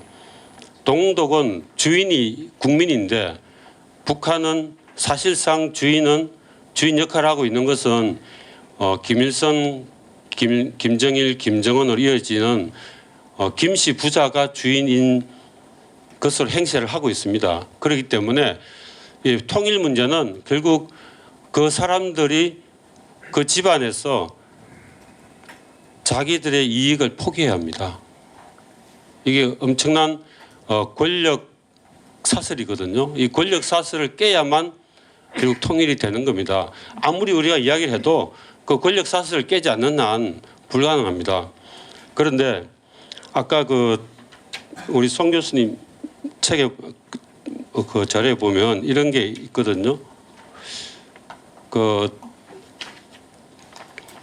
독일에서 통일되는 큰 원인은 동독 주민들이 아래로부터 혁명을 주도하도록 노력을 했다. 이런 내용이 나옵니다. 저는 이걸 굉장히 유심하게 봤는데 그럼 우리가 이제 북한 주민으로부터 북한 주민 그 아래로부터 통일의 힘을 키우려면 북한 주민이 뭔가 알아야 하는 거죠. 그러나 그동안 수십 년간 70년 이상 분단되어 있으면서 제대로 된 외부 정보가 북한에 들어가지 않고 북한 주민들 여전히 김씨 왕조에 억압되어 있는 상태죠. 따라서 우리는 북한에 결국은 외부 정보를 넣어야 된다고 봅니다. 그럼 어떻게 할 것인가? 여러 가지 뭐 민간 활동도 있고 정부 활동도 있는 거죠. 이런 것들을 하는 겁니다. 예, 그렇게 하는 게 맞는 것 같고요. 그래서 우리 정부가 앞으로 헌법에 나와 있는 그걸 기반으로 해가지고 물론 지금 그 이상한 법안 때문에 그 좀 위배가 되지만 사실 그것도 헌법 위배거든요. 그래서 그 지난 정부 때 만든 법안을 빨리 폐지를 시키고 헌법에 따라서 그렇게 하고 북한에 대한 정보 침투를 시키는 행위를 해야 되겠다. 이런 게 이제 가장 중요한 과제고 두 번째 과제는 적이라고 하는 건데 2, 3분 내로 좀 네, 알겠습니다. 네. 사실 북한은 그다음에 이제 아까는 우리가 북한은 주민과 북한 영토는 우리의 것이고 대한민국의 것이 일부이고 북한군과 북한 정권은 적이죠. 사실 우리의 헌법 체계를 없애려고 하는 거죠. 우리 헌법 체계는 대한민국 국민의 자유와 권리를 보장하는 게 헌법입니다. 그래서 이 헌법을 없애려고 하는 게 북한 정권과 북한군인데 따라서 우리 북한군과 북한 정권은 우리의 적인 것이죠. 이들이 도발을 할 수가 있는데 김정은은 지금 제가 보기에는 외통수 전략을 하고 있는 겁니다. 그 며칠 전에 나온 보도를 보면 한국의 군사력은 영국의 글로벌 파이어 파워에 보면 한국 군사력은 6위에서 올해 5위로 올라갔어요. 북한 군사력은 34위에서 36위로 떨어졌어요. 이건 재래식 군사력을 이야기하는 겁니다. 핵은 빼는 거죠. 따라서 재래식 군사력은 우리가 낮습니다. 이런 차원에서 보면 우리는 핵과 재래식을 좀 분리해서 할 필요가 있는데 북한은 재래식 군사력이 계속 떨어지다 보니까 핵과 탄도미사일에 의존하고 있는 것이죠.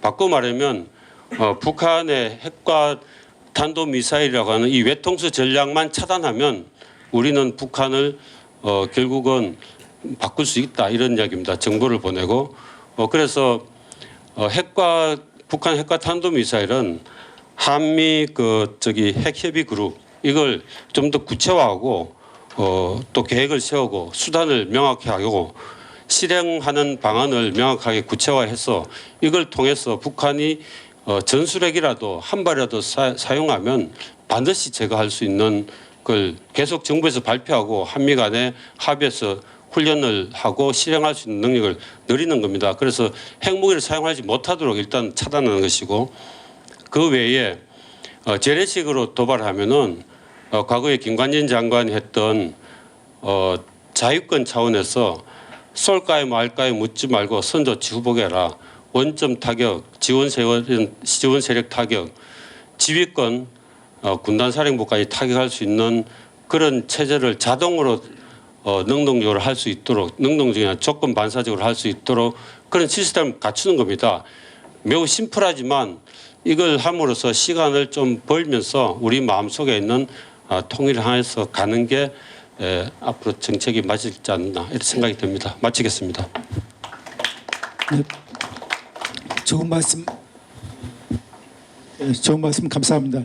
그럼 마지막으로 이제 백이찬 대표님 토론 부탁드리겠습니다. 네. 10분 내로 부탁드리겠습니다. 네, 감사합니다. 우선 우리 송윤호 교수님 또 박영호 박사님 이쪽 분야에서 우리나라에서 최고 전문가시고 권위자신데 아주 좋은 발표를 해주셔서 감사합니다. 일단 이제 송윤호 교수님께서 동서독 관계가 주는 시차점이라고 해서 일단 동서독과 한반도 문제를 조금 비교를 해보면 좋겠는데요. 첫 번째는 일단 시간을 1972년부터 1990년 독일이 통일될 때까지로 축소해서 동서독은 독일은 평화롭게 통일을 했는데 그것도 뭐 한 40년 만에 그렇게 됐죠. 그런데 우리 한반도는 벌써 80년이나 지났는데도 아직까지도 통일은 고사하고 평화조차도 이루지 못하고 있는 언제 전쟁이 터질지 모르는 핵전쟁이 터질지 모르는 이런 상황이 벌어지고 있는 원인이 어디에 있는가? 독일과 이 한반도의 차이점은 어디에 있는가라는 거죠. 저는 첫 번째로 제기를 하면은 저는 한국 전쟁이 있는 것 같아요. 일단은 3년간의 거대한 세계 전쟁에 준하는 전쟁을 했으니 그 후유증이 저는 1차적으로 크다고 보고요. 또 하나 생각해 보니까 저는 1972년에 독일에서는 양독 기본 조약이 체결된 데 비해서 우리 한반도에서는 7.4 공동성명이 합의가 됐는데 그 내용이 너무나 달라요. 그 내용이 너무나 다른 겁니다. 그런데 그 내용이 왜 그렇게 너무나 달랐던가를 보면은 대한민국 헌법과 독일 연방공화국 서독이죠. 서독의 기본법이 너무나 달랐어요. 대한민국 헌법은 한반도와 그 부속 도서 전체를 대한민국의 영토로 한다고 했기 때문에 헌법에서부터 북한의 국가를 부인해요. 그래서 북한은 아까 우리 송 교수님 또 우리 권원민 변호사님 여러분이 이야기하셨지만 북한은 헌법에 이어서 근본적으로 반국가 단체예요. 이건 국가가 아니에요. 국가 될 수도 없어요. 국가를 인정하지 않죠. 그런데 송 교수님의 발표처럼 독일의 기본법은 전체 독일의 부분 국가로 이른바 서독도 부분 국가고 동독도 부분 국가예요. 독일 연방공화국도 독일 민주공화국도 부분 국가로서 서로 국가를 인정하고 있다는 거죠. 저는 그래서 거기서부터 현실을 인정하는 거죠. 국가의 실체를 인정하니까 거기서부터 저는 대화가 가능해지고 대화가 가능해지니까 기본조약 같은 것도 체결하고 그것을 토대로 해서 이른바 평화적인 교류 협력이 가능했다는. 그런데 대한민국 헌법은 원초로부터 그걸 막고 있어요. 똑같이 쌍둥이처럼 만들어졌던 조선민주주의인민공화국의 사회주의 헌법도 1948년에 수도를 서울로 했잖아요. 그거는 뭐냐면 대한민국 정부를 원초적으로 부인했어요. 그래서 우리가 북한을 반국가 단체로 취급하는 것과 똑같이 북한은 오늘날까지도 괴뢰로 취급을 해요. 자, 저는 이렇게 생각해요. 실질적으로는 1948년에 두 개의 국가가 수립됐습니다. 대한민국과 조선민주인민공화국이라는. 그런데 그 현실을 한 번도 인정하려고 하지 않았어요. 그러면서 어떻게 했느냐? 북한도 남한도 계속적으로 꿈 속에서 살았어요. 허상 속에서 살았어요. 허상 속에서 이른바 귀신을 잡듯이 통일하겠다고 그렇게 뛰어다녔어요. 그러니까 현실에서는 한 발도 앞으로 못 나간다는 거죠. 저는 우리 송민호 교수님께 하나 질문을 드리면은 현재의 헌법을 계속 유지해서 이제 영토조항 포함해서 쭉 가야 된다고 그러는데 그러면은 북한에 대한 규정은 어떻게 되는가라는 거죠. 북한을 그렇다면은 이걸 국가로 인정할 것인가 아니면 계속 반국가 단체로 남는 건가 여기에 대한 헌법의 이 규정을 고수할 경우에 어떻게 될 것인가라는 거죠. 여기에 대해서 일단 하나 질문을 던지고요. 자, 두 번째는 우리 박영호 교수님, 박사님께서는 뭐 저는 그동안 박영호 교수님께서 두 개의 국가론에 대해서 쓰신 여러 가지 글들을 많이 읽었고요. 제가 논문을 쓸 때도 인용도 했고요. 그런데 그 내용과 오늘 발표하신 내용이 조금 다르세요. 그게 뭐냐 하면은 오늘은 이 논문을 발표문을 보니까 통일의 방점이 두어져 있어요. 그리고 그것도 시한을 정해서 2045년까지 통일한다는 목표를 세우고 거기에 대해서 뭔가 국가적인 위원회도 만들고 이런 생각을 앉아 적으셨는데 그것이 앉아 평소에 이야기하시던 두 국가론하고는 뭔가 조금 다른 느낌이 들어요. 왜 이렇게 저는 통일에 좀 강박적으로 보통은 안 하셨는데 오늘 발표에서는 하시게 되었는지 발표문에 그 부분에 대해서 저는 조금 질문을 한번 드리고 싶습니다. 왜냐하면 저는 이렇게 봐요. 저는 한반도가 이렇게까지 지금 오늘날까지도 전쟁 위기 속에 살고 있는 것은 남한과 북한이 지난 80년 동안 통일을 강박적으로 추진했기 때문이라고 봐요. 통일을 국가의 목표로 정해놓고 우리의 소원은 통일이라고 그랬고 통일이 아니면 살 길이 없다고 그러고 통일 헌장 3대 헌장을 저 평양에 세워놓고 그렇게 살아서 통일이라면은 절대선이라고 생각하고 모든 걸 가능하다고 봤어요. 그래서 김일성은 1950년에 6.25 남침을 한 거예요. 그리고 이승만 대통령은 북진 통일을 주장한 것이고 그리고 그 이후로 북한은 남조선 혁명을 통해서라도 통일한다고 그랬고 우리는 북한의 붕괴를 통해서 통일하려고 그랬고 결국은 북한이 주장했던 연방제 통일안도 통일을 절대적인 지상명제로 하는 것이었고요. 저는 이 대목에서 우리가 통일을 목표로 하는 한 평화는 없다 이렇게 봐요. 저는 우리가 분명히 가져야 될 입장은 원칙은 평화 없이 통일 없다는 거예요. 평화 없이 통일 없어요. 평화 없이 되는 통일은 그거는 점령이고 지배고 그거는 정복이에요. 그건 통일이 아니에요. 아까 송인호 교수님이 잘 이야기하셨던 것처럼 독일의 통일은 동독 주민들의 자발적인 의지에 의한 통일이에요. 우리가 북한 주민들의 자발적인 의지에 의한 통일을 만일 추구하지 않는다면 그건 지배잖아요. 일본이 1910년에 우리를 그렇게 했잖아요. 그래서 이름을 자기들은 합병이라고 우리는 합병이라고 한때는 불렀지만 자기들은 통일이라고 그랬겠죠. 우리 2천만 동포들의 우리 민족의 의지와 무관하게 하나로 만든 거 아니에요. 예. 저는 마찬가지로 2, 3분 내로 평화 없이 통일 없다. 이 원칙을 철저히 지켜야 된다. 자, 두 번째 이야기하면은 사실은 지난 남북관계의 패러다임이 크게 변해왔습니다. 민족주의 패러다임과 국가주의 패러다임이 대논쟁을 벌였어요. 그동안은 민족주의 패러다임이 우셨는데 최근에 들어서는 이제 국가주의 패러다임이 거의 정리를 했어요. 국가주의 안에서도 두 개가 있습니다. 1국가론과 2국가론이 있어요. 그동안은 1국가론이 전체 남한에서 북한에서든 전체적으로 그것이 지배적이었죠. 그런데 이제 2국가론이 등장했어요. 그런데 2국가론을 사실상 가장 먼저 강조한 쪽이 어디냐면 보수 쪽이었어요. 여러분 잘 아시죠? 이명박 대통령 시기에 통일부 없애야 된다고 그랬잖아요. 외교부를 만들어서 북한을 국가 취급해야 된다고 그랬어요.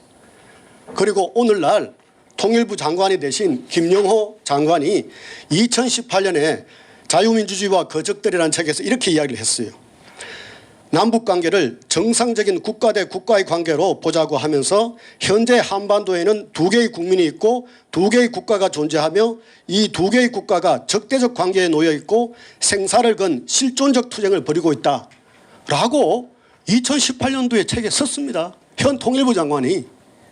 이것은 여러분 잠깐만 보면은 바로 그저께 김정은의 말이나 우리 김영호 통일부 장관의 말이나 거의 흡사해요. 똑같은 이야기를 해요. 자, 여기서 우리는 이런데 그런데 문제는 뭐냐면은 보수 쪽에서만 그 이야기 한 게 아니에요. 진보 쪽에서도 벌써 거기 한반도 포럼이라고 해서 2012년부터 지속적으로 그렇게 해서 한반도의 국가를 두 개로 봐야 된다고 하고 두 개의 국가 관계로 문제를 푸는 것이 오히려 현실적인 방법이라고 이야기를 해왔죠. 저는 이제 여기에서 오히려 허상을 깨는 현실을 인식하게 만드는 그 발언이 이른바 남한과 북한의 최고 지도자의 입에서 나왔다는 거예요. 그것이 이번에 저는 김정은 발언이라고 봐요. 우리가 보면 젊은 애들이 현타라는 말을 해요. 현타가 왔다고 그래요. 현실 자각 타임이 왔어요. 여기 입각해서 저는 문제를 풀어나가야 된다 이렇게 보고요. 이제 마지막으로는 주적 문제예요. 아까 많은 분들이 지금 김정은이가 뭐 쳐들어올지 모른다, 뭐 무력 통일을 할지 모른다는데 사실은 우리 지금 윤석열 대통령과 신원식 국방부 장관이 끊임없이 똑같은 이야기를 했습니다. 북한이 오기만 쳐내려오면은 정권의 종말이 있을 것이다 한다고 그랬죠. 그리고 북한이 조금만이라도 하면은 끝까지 가서 적시 타격해서 종말시킨다고 이렇게 이야기를 했잖아요. 사실은 북한의 김정은은 2021년도에 국방 전람회에서는 이렇게 이야기했어요. 우리의 주적은 남조선이나 어디가 아니고 미국이 아니고 전쟁이 주적이라고 그랬어요. 그런데 그 이후로 윤석열 대통령이 후보 시절에 북한을 주적이라고 그러고 국방부 백서에서 6년 만에 주적론을 부활시키고 대적관념을 계속적으로 강화시키고 이러면서 일종의 거울 효과식으로 똑같은 이야기를 해요. 우리 대한민국 헌법에 여러분 아시다시피 헌법조항 3조 영토조항에 딱 박아가지고 결국은 통일을 우리식으로 하도록 딱 정했잖아요. 김정은이가 똑같이 하겠다는 거 아니에요. 헌법에 통일이 불가능한 거 딱 박아놓고 주적을 명시하겠다는 거 아니에요. 저는 이 문제를 풀기 위해서는 이제 우리가 통일이라는 강박관념에서 벗어나서 평화에 집중해야 된다는 거예요. 평화를 하려면 어떻게 해야 되는가? 저는 평화란 각자 자유롭게 어울려 사는 거라고 봐요. 통일은 각자 자유롭게 어울려서 하나가 되는 거라고 봐요. 여기에 대해서 우리 연구 역량, 정책 역량을 집중해야 될 때다. 저는 그렇게 생각합니다. 이상입니다. 예, 감사합니다.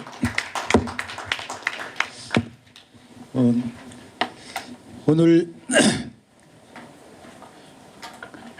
이 포럼이 개최된 데에는 이제 이용준 이사장님께서 이 문제에 대해서 상당히 좀 깊은 관심을 가지셨기 때문이라고 볼 수가 있겠고요.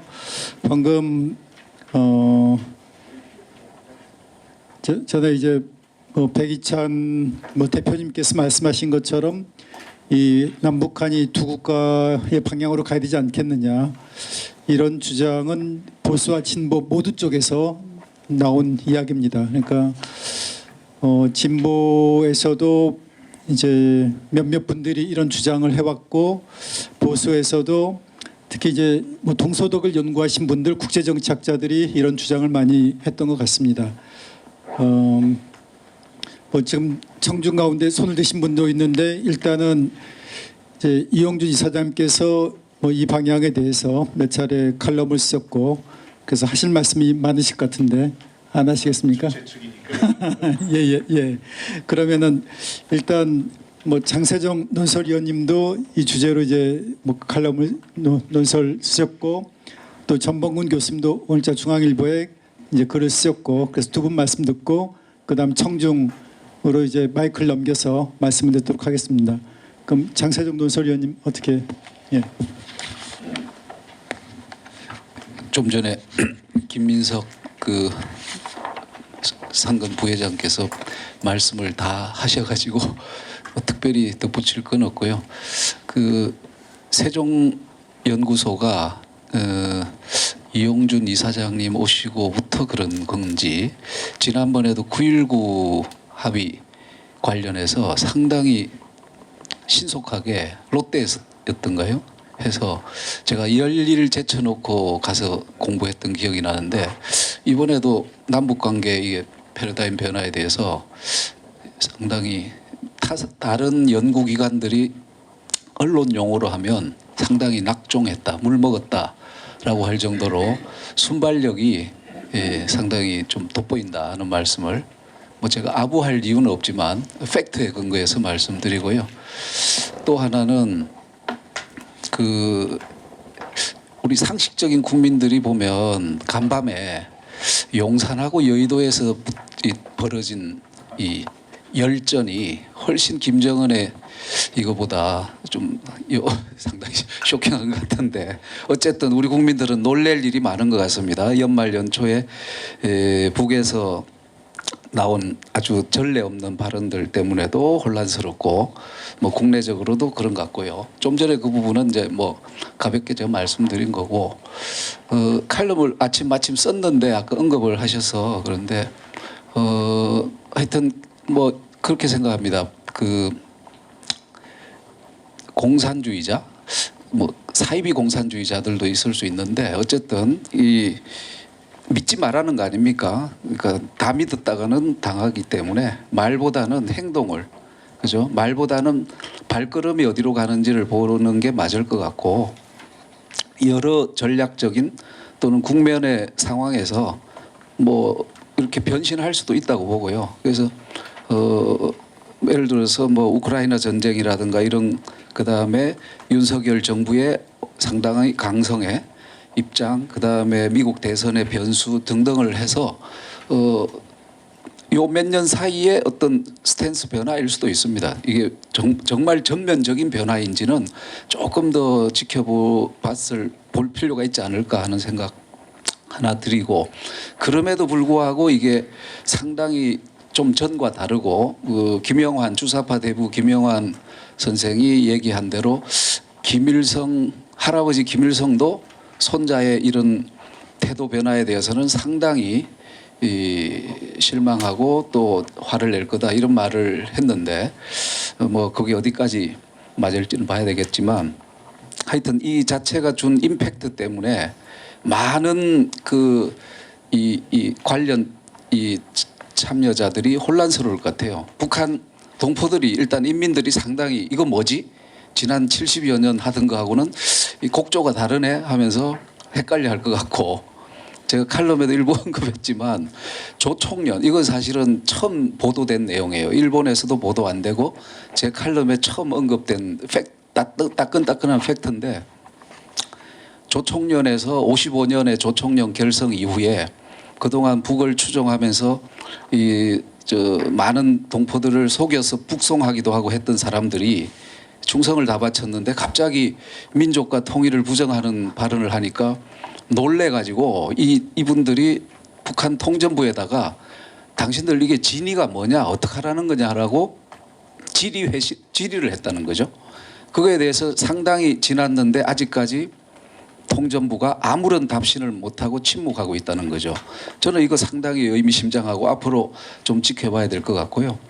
국내 뭐 제가 칼럼에 일부 뭐 주사파 멘붕 이렇게 표현했지만 뭐 그건 또 어떤 반응이 나올지 좀 지켜봐야 되겠지만 그거는 뭐 좀 제껴놓고 우리 국민 입장에서도 상식적인 국민 입장에서도 앞으로 이게 어떻게 전개될지 또 우리 정부는 그러면은 어떻게 대응해야 될지에 대해서 상당히 궁금증이 많이 생길 것이다. 그래서 외교부, 통일부든 뭐 국가안보 포함해서 통일부, 국정원, 뭐 국방부 전 정부에서 우리 모든 정부 중요 부처에서 어떤 대책을 내놓고 또 뭐 어떤 대응책 또는 아니면 국민에게 어떤 방식으로 설명을 해야 될지 또 좀 전에 발표 중에 있었지만 YS 때 김영삼 정부 때 만든 민족 공동체 통일 방안이 올해 마침 30주년이 된다고 하니 8.15 기점으로요. 거기에 대해서도 뭔가 정부가 뭔가를 내놔야 될 이게 뭐 정색하고 반응해야 될지 그건 조금 더 뭐 항상 회의적인 의심의 시각을 가지고 가면서도 정부가 뭔가는 반응을 해야 될 것 같다. 그래서 어떤 숙제를 받은 거 아닌가 하는 생각. 그래서 좀 통일부가 폐지된 건 아니니까요. 통일부를 중심으로 또 국정을 중심으로 많은 그 우리의 이 대응책이라든가 대책을 내야 되는 숙제를 안았다 이런 말씀 드리겠습니다. 이상입니다.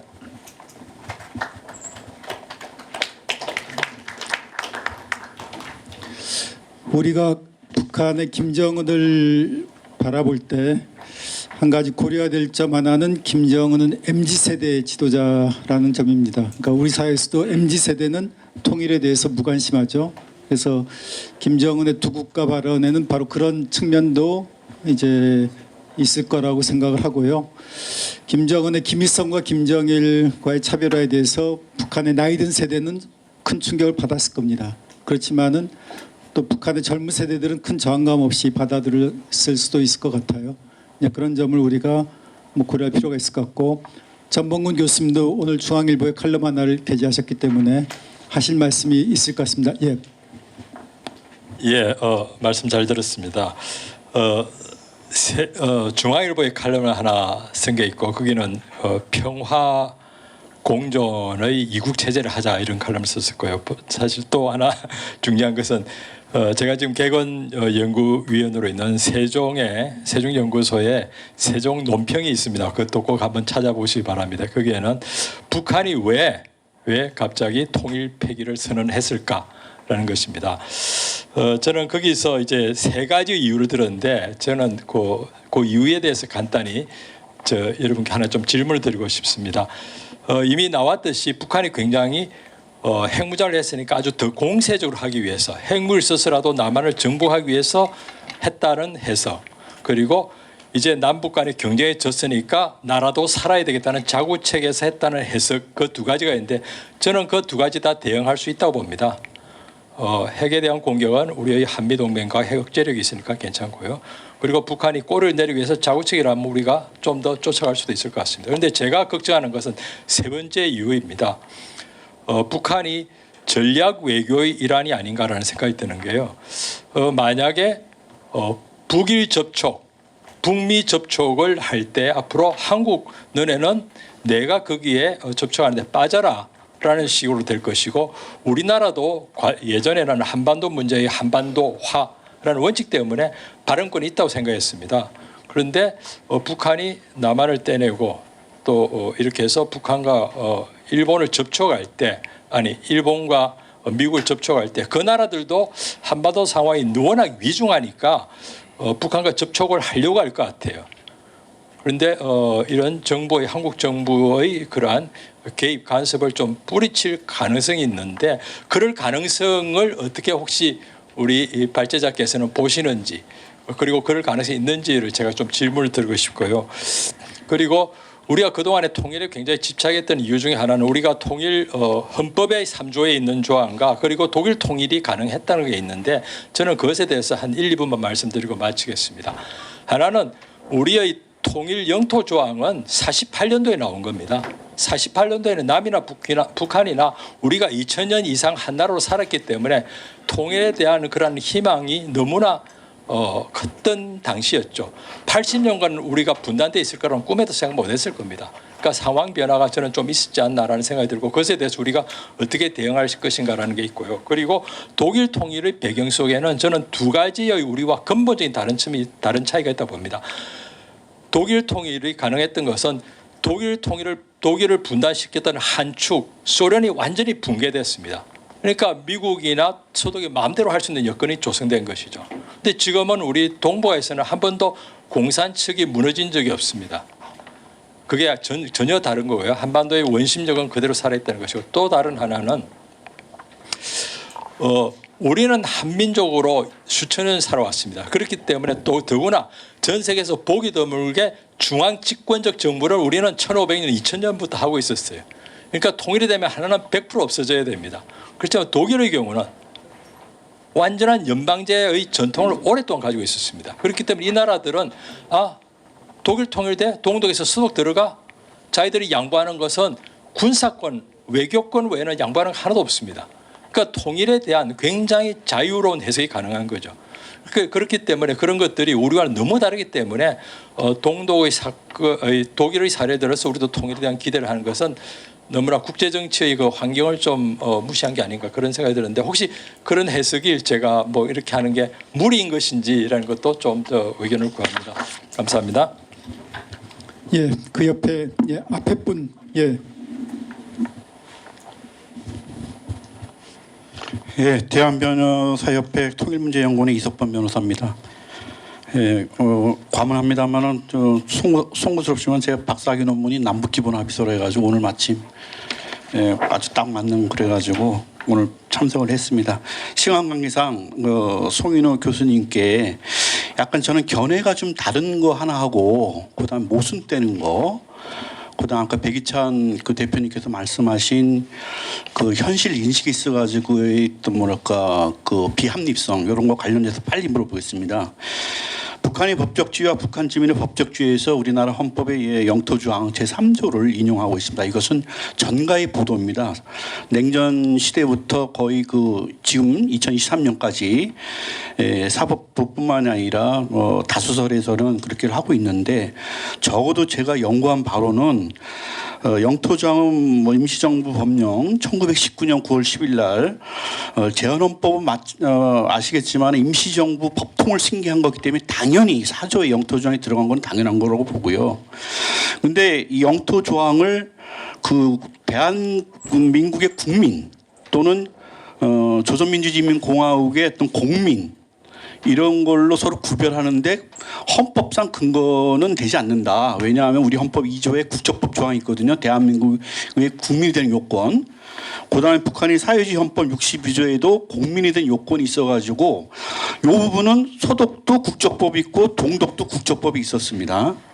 그런 부분에서 영토조항을 근거로 북한이 법적주의를 방과한 채 물론 90년대 와가지고 이중적지를 했습니다마는 여전히 반국가주의를 유지하는 건 사실 북한 주민도 그래서 영국이나 호주에서 난민을 신청했는데 우리나라 외교부에서 영토조항이 있으니까 대한민국 국민이니까 난민을 불허하는 이런 모순되는 현실이 있다는 점을 어떻게 바라보시는지 하고 그다음에 동서독 기본조약에서 각주에서 제가 지금 몇 번 봐도 서독 기본법 116조는 서독 국민, 동독 국민이 아니라 독일인에 대한 정의입니다. 독일인에 대한 정의, 저민. 그리고 16조는 그러니까 독일은 저민은 국적을 박탈당하지 안다. 박탈당하지 않는다. 이런 두 정을 해석해 보면 요 기본법의 요 116조와 16조에 따라 가지고 동독 주민이 서독 주민이 되는 게 아니라 서독 기본법에 따른 보호 의무에 따라 가지고 동독 주민이 그 동독 지역을 탈출했을 때 서독 주민과 차별받지 않고 보호를 받는다는 의미로 해석돼야 되는 게 아닌가라는 생각이 들고요. 그다음에 그 헌법 4조 87년 헌법에 보면은 자유민족 기본 질서와 3조 영토 조항이 그걸 보면은 나중에 이제 법제론에 보면은 이제 나중에 제정된 법이 4조가 나중에 개정됐으니까 어떻게 보면 법 규범상 더 우월한 지위에 있는 것으로도 보여지기도 합니다. 그럼에도 불구하고 그 3조가 여전히 절대적으로 지금 규범력을 발휘하고 있는 것은 법 현실을 좀 몰각하는 게 아닌가 보고요. 두 번째, 아까 그 권은민 변호사님 말씀하신 왜 남북기본 합의서에 나라라고 하면서 대한민국 조선민주인민국을 썼느냐. 그때 1차 자료를 보면은 그 북한은 조선반도, 한반도에서의 두 개 국가는 절대 안 된다라는 입장을 갖고 나왔고요. 우리 그 실무 회담에 나갔을 때는 우리는 동서독 기본조약을 염두에 둬가지고 두 개 국가론을 사실은 잠정적으로 갖고 나갔는데 협상 과정에서 이거는 절대로 안 된다. 그래서 타협된 게 서문에 나라와 나라 사이가 아닌 통일을 지향하는 잠정 특수관계다 이렇게 된 걸로 제가 연구를 했습니다.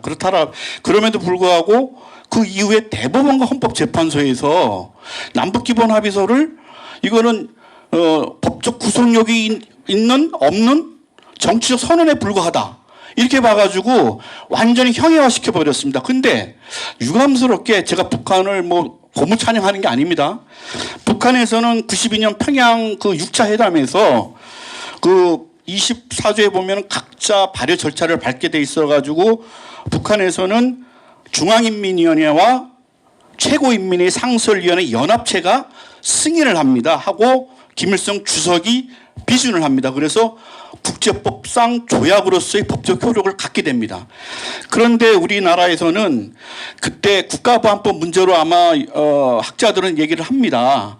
국회에서 조약으로 비준 동의를 받아야 된다고 했더니 국회에서 심의 국무회의 심의 국회 보고만 하고 국무회의 심의를 하고 노태우 대통령이 재가를 받아가지고 마치 조약상의 효력을 받은 것처럼 했는데 실질적으로 지금까지 그게 그 발목을 잡게 되는 겁니다. 그래서 지금도 판문점에서 비준 동의 논란이 됐을 때 헌법상 6조와 61조의 그 국제법상 조약의 체결 그 절차를 밟지 않았다.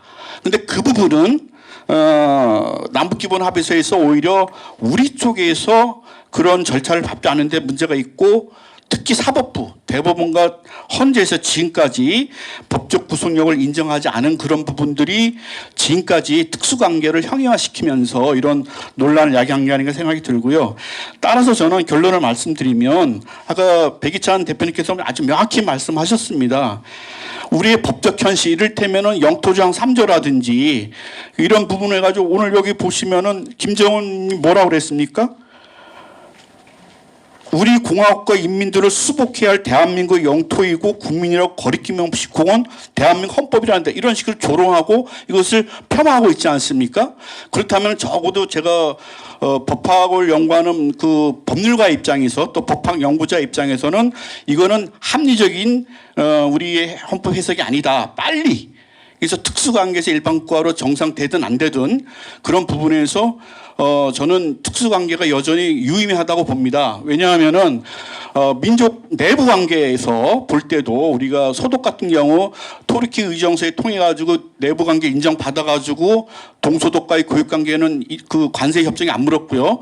그다음에 만약에 3단계 화해협력 단계, 평화 공존 단계, 통일 단계 들어가서 통일 단계 들어가서 만약에 30년, 50년 뒤에 우리 후세들이 통일하겠다라고 할 때에 두 개의 국가가 되면은 이 부분에서는 굉장히 곤란한 상황이 많습니다.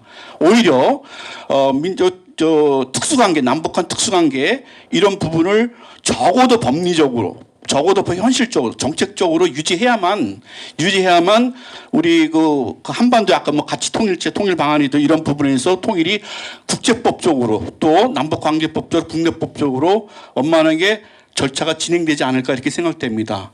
그래서 개인적으로 저는 민족 공동체 통일 방안이 약간의 발전 계승돼야 될 부분이 있고 남북한 특수 관계로는 여러 가지 한계도 불구하고 저는 김정은 위원장이 그런 말을 했지만 이거는 현상적인 언술에 불과하다. 그런 부분에서 여전히 특수 관계는 유효하다는 말씀을 드리고 싶습니다. 예, 감사합니다. 송인호 교수님 하실 말씀 많으실 것 같은데. 예. 그 이제 여러 그 발제자 토론자분들하고 질문하신 부분 말씀들에 대해서 말씀을 드리겠습니다. 먼저 제가 동서독 관계 얘기한 거는 뭐 외람되지만 주최 측에서 동서독 관계를 설명해달라고 해서 한 것이고 우리 교수님 질문하신 그 부분들에 대해서 다 동의합니다. 동서독하고 우리는 다른 점들이 많이 있습니다. 예, 그 다음에 이제 먼저 우리 끝에 우리 변호사님 말씀하신 부분들에 대해서도 결론적으로 저도 특수관계를 지지하고 그 다음에 서독 연방 헌재가 바로 말씀하신 그런 논리로 해석을 한 겁니다. 그래서 결론적으로 동독 국적자를 심지어 서독 연방 헌재는 서독 국적법에 따라서 서독 국적을 취득할 수 없는 사람이라도 동독 국적을 취득했으면 서독 국적을 취득해 줬습니다. 그만큼 일치하게 봤거든요. 아무튼 그런 게 이제 서독의 입장이었고요. 이제 가장 중요한 질문이셨던 이 남북관계 특수관계론이 과연 이게 남북한의 평화에 기여하는가? 이제 사실 그 질문이지 않습니까? 다들 여기 계신 분들이 이 남북관계가 잘 되고 이 평화가 잘 이루어졌으면 좋겠다. 이제 그 고민 하에서 어떻게 되는 것이 좋은지를 고민하는 건데요. 근데 제가 이런 생각을 해봤습니다. 결국 지금 통일조항과 플러스 영토조항이 합쳐져 갖고 뭔가 특수관계론이라는 약간 복잡해 보이는 이론이 있는 건데 이것이 그러면 그래서 이제 반국가 단체이자 평화통일이 동반자다. 국가 간 관계가 아니다. 이렇게 나온 겁니다. 자, 그런데 저는 이 중에서 결국 이게 오히려 평화에 기여하고 남북 관계의 갈등을 완충시키고 완화시키는 측면이 있지 않나 하는 생각이 듭니다.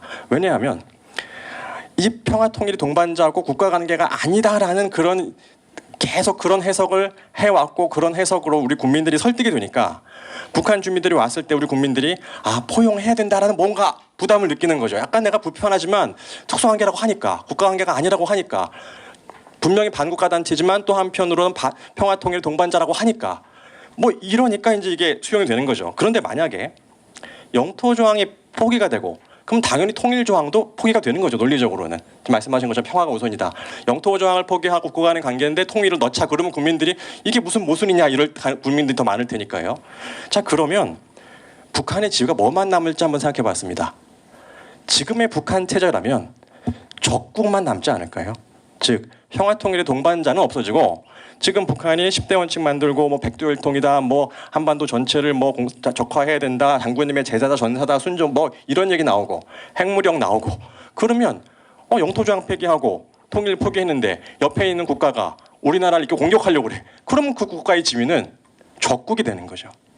사실 심플합니다. 이거는 평화통일의 동반자라는 부분이 없어지는 거죠. 특수관계가 없어지는 순간, 국가가 하나가 되는 순간 이제 북한의 지위는 적국이에요.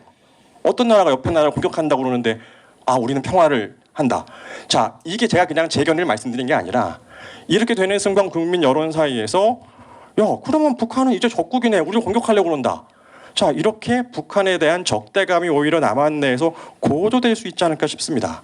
결국 무슨 말씀이냐면 아까도 말씀드린 것처럼 국가관계로 보느냐 특수관계로 보느냐 이게 평화의 어떤 단란 문제가 아니라 결국 포인트는 궁극적인 거는 북한 체제의 변화고요.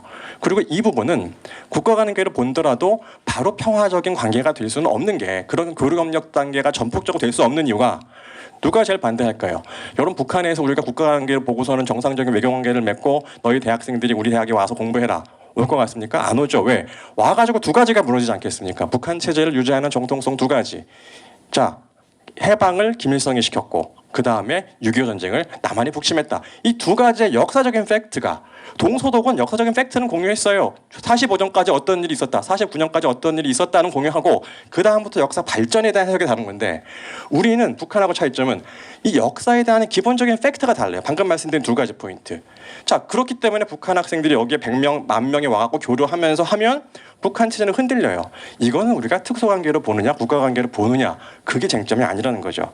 자 그래서 다시 정리해서 말씀드리면 국가관계 또는 특수관계라는 것이 지금 남북관계 해법의 근본적인 이슈는 아니라는 생각이 들고요. 거꾸로 조금 더 도전해서 말씀드리면 특수관계 해석이 진짜 앞으로 10년, 20년, 30년 저도 나중에 이제 가능성이 높은 건 이유식 통일이 아주 통일이 가능성이 높다고 보는데 그때에도 결국 그런 통일의 방향성을 가게 돼주고 또 통일이라는 걸 생각하지 않더라도 남북관계를 지금과 같은 갈등을 오히려 완화해주는 우리가 적극으로 보면 안 돼. 왜? 뭐 통일할 단계니까. 이거 국가관계가 아니니까. 이러면서 오히려 국민들의 어떤 북한에 대한 불만을 약간 부드럽게 우리가 조금 더 인내하자. 자, 이런 긍정적인 효과가 오히려 있지 않나 이 말씀을 드리면서 마치도록 하겠습니다. 예, 박영호 박사님. 우선 질문에 대한 답변을 간단히 드리는 방식으로 하겠습니다. 우선 배 대표님, 2045 위원회를 강조한 것은 이 통일을 강조한 것이 아니라 지금 이 문제가 이제 우리 사회에 처음 대두가 됐잖아요. 근데 이 논쟁이 막 시작이 되었는데 만약에 제가 그동안에 많은 아까 말씀하신 2012년 그 주장부터 벌써 10여 년 이상 되면서 그 남북 간 관계 개선을 가는 과정에서 앞서 배 대표께서 강조하셨다시피 평화공존 없이 통일이 안 되잖아요. 그러니까 남북 간 관계에서 오늘 전봉 교수도 칼럼에 평화공존 차원에서 이 두 국가 말씀을 하셨는데 마찬가지로 똑같은 생각이에요. 남북 간 사이에 북한의 변화가 점진적으로 이루어지는 북한이 그런 환경을 만들어주는 방식의 평화공존이 이루어져야지 통일이라는 것을 생각을 할 수 있지. 그렇지 않으면 통일이라는 것을 생각할 수 없고 그것을 만들어내기 위한 정말 우리 사회에 정말 어떤 정파적이고 정권적 차원에서 예를 들어서 우리 통일미래 기획위원회라는 게 있죠. 또 지난 정부도 있었고 그 전 정부도 있었고 다 뭐 하고 말았습니까? 수십억 원씩 자원 낭비하고 정권적 차원에서의 주장만 하다 말지 않았습니까? 그래서 앞서 제 발제 과정에서 비정부적 차원에서 전문가들이 범 논의 기구를 만들자라고 제안을 한 게 바로 그것이고, 평화 공존을 통한 그 국가 대전략을 만들어내기 위해서 2045년에 통일하자는 얘기가 아니라 그 전략을 만들어내기 위한 2045위원회를 만들자라고 제안을 한 것이고, 뭐 송 교수께서 법적으로 여러 가지 답변을 하셨는데, 사실 왜 우리가 나라와 나라 사이 관계가 아닌 특수관계라고 했는데 국가 대 국가 관계는 특수관계가 할 수 없습니까? 국가 대 국가 관계도 특수관계가 할 수가 있죠. 국제법상으로 정착해서 국제법 살짝만 건드려봤습니다만은 우리가 정확히 조선민주주의인민공화국 대한민국과 조선민주주의인민공화국이 기본조약을 맺어서 국가 대 국가 관계로 하되 통일시까지의 특수관계로서 운영을 하겠다라고 하면 되는 것이죠. 왜 국가 대 국가 관계하면은 특수관계가 아닌지 그걸 모르겠다라는 얘기고, 저는 그런 주장을 하고 있고, 그다음에 전봉 교수 질문한 상에 제가 발제하는 과정에서 바로 꺼낸 이유가 바로 그거죠. 우리가 이 문제를 결국은 미국과 일본이 북한과의 수교 얘기를 하는데, 북한은 아마 이런 과정에서 당장에 그런 걸 염두에 두었을 것입니다. 전략적으로. 그 전략 외교 말씀을 하셨는데, 당연히 북한은 그런 걸 염두에 두고 우리는 따라서 미국과 일본과 정책 협력을 잘 해야죠. 그렇다고 해서 우리가 무조건 반대.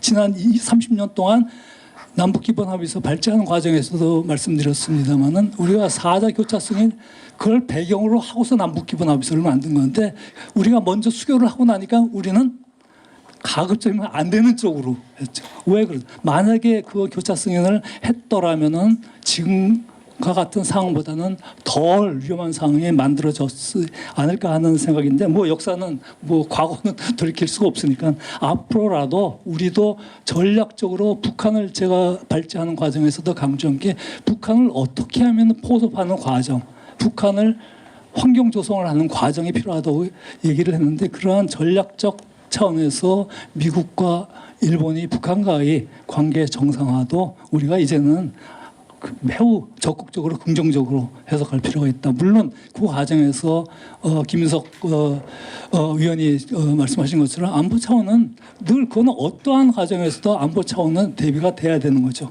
사실 요새 늘 이제 국방이라든가 그런 걸 과거의 행동을 비판을 하는데, 대한민국 국방부나 대한민국 군부가 직업군으로서의 정당한 일만 잘하면 됩니다. 정치적 관여를 하지 말고. 그러니까 지금도 정치에 자꾸 신경을 쓰고 있으니까는 항상 문제가 발생하는 것이죠. 그러니까 직업군으로서의 대한민국 군부가, 대한민국 국방부가 우리나라의 북한이 어떠한 이번에도 저는 공세적인 그것보다는 앞서 말씀드린 것처럼 생존 전략의 일환으로 이것이 나왔다라고 이제 둘 중에 하나를 결론 짓는다면은 그런 판단을 하고 있는데, 그렇다면은 다른 안보적인 차원은 지적하신 것처럼 어떠한 경우에서도 북한의 핵 미사일 체계에 대한 것을 균형화시키는 안보 전략이 필요하다, 군사 능력이 필요하다라는 생각을 합니다. 예. 가능하면 3분 이내로 부탁드리겠습니다. 예. 5시 30분까지 꼭 끝내려고 합니다. 예.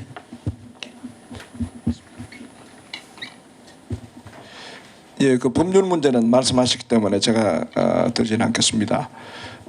저도 평생 통일부에서 근무하면서 국가 대 국가로 볼 것인지 민족 내부의 특수관을 두는 게 좋은지 고민을 많이 해봤는데, 우리 박영호 박사님 말씀도 많이 들었고 전봉훈 박사님 말씀도, 저는 보수적인 생각을 가지는 모르지만 민족 내부의 특수관계로 그대로 유지하는 것이 국제정치의 역학관계상 또 우리 미래의 통일 의지를 계속 전파하고 정신을 도모하는 데 도움이 된다고 그렇게 생각하는. 첫 번째는 솔직히 말씀드리면 주변 사국 미국, 일본, 중국, 러시아가 말로는 남북 간의 평화적 대화 의지 통일 지지한다고 하지만 사실은 남북 간의 분단을 원하거든요. 그런 상태에서 우리가 국가 대 국가를 하면 아 잘됐다. 너 분단된 상태로 그대로 있어라. 하는 것이 주변 국가들한테 명확한 메시지를 준다고 저는 생각합니다. 우리가 끝까지 우리는 반드시 통일해야 된다는 그 심어줘야만이 그 사람들 싫더라도 결정적인 순간에 했을 때 한국의 주도적인 역할에 그래도 조금이라도 동조해 주지 않을까 하는 그런 생각을 하고 특히 중국의 문제입니다. 중국은 국가 대 국가가 있으면 당연히 남북 간의 통일의 기회가 왔을 때 한국이 북한하고 통일하는 데서 100% 절대적으로 거부할 것이고 또 민족 내부 간의 특수관계가 있더라도 중국은 여러분 잘 아시는 대로 뭐 전문가들 대부분 이야기하는 것은 중국은 39도 레드라인을 하지 않습니까? 북한으로 미국이나 한국이 39도선을 넘으면 중국의 전략적 이익에 방해가 되기 때문에 반드시 쳐들어온다 하는 것인데 그것조차도 막지 못하는 결과가 되지 않을까 하는 저는 그런 고민을 해봤어요. 우리가 유사시에 결정적으로 많은 사람들이 뭐 급변 사태든 평화적인 통일 단계든 하면 중국이 남북한의 통일을 반대할 것이다. 특히 다른 나라보다는 그 중국을 막기 위해서라도 우리 프레임을 저는 갖고 있어야 된다고 그렇게 생각하고 두 번째는 결국은 정신의 문제인데 모든 것이 이제 정신에 의해서 정책이나 법제가 되는 것인데 법제는 명확하게 되어 있으니까 대한민국 전체는 바꾸기 힘들지만 정책적인 문제에 있어서도 제가 항상 일제시대 때의 그 생각을 많이 봐요. 솔직하게. 특히 1930년대 말 되면 사실은 우리 민족들은 거의 일본의 그 지배 문화 정치에 승복을 했어요. 사실상. 해외에 있는 독립운동한 사람에게는 다 승복을 했단 말입니다. 그리고 지식인들 중에도 일본의 그 당시에 국방력이라든지 문화력이라든지 지식을 야 우리 도저히 못 따라잡는다. 일본이 만주국도 생기고 동남아시아 다 하니까 우리는 이제 이 사람들하고 순응해서 같이 살아가는 것이 우리 민족의 피해를 적게 보는 데에서 대부분 창시했거든요. 그것이 요즘 민족문제연구소의 친일파로 얘기하지 않습니까? 그런 것처럼 이 정신이 바뀌면 안 된다고 저는 생각합니다. 그 정신은 뭐냐면 특별히 우리 미래 세대가 통일에 관심이 없거든요. 북한 젊은 청년들도 토론 문제에 관심이 없어요. 우리가 첩보사 하나 들어보면 북한 사람들이 이런 이야기입니다. 북한에 우리 젊은이들 걱정이다. 토론 문제에 관심이 없다. 이 친구들 매일 핸드폰 보고 여기 미쳐있다. 남쪽은 물론이거냐.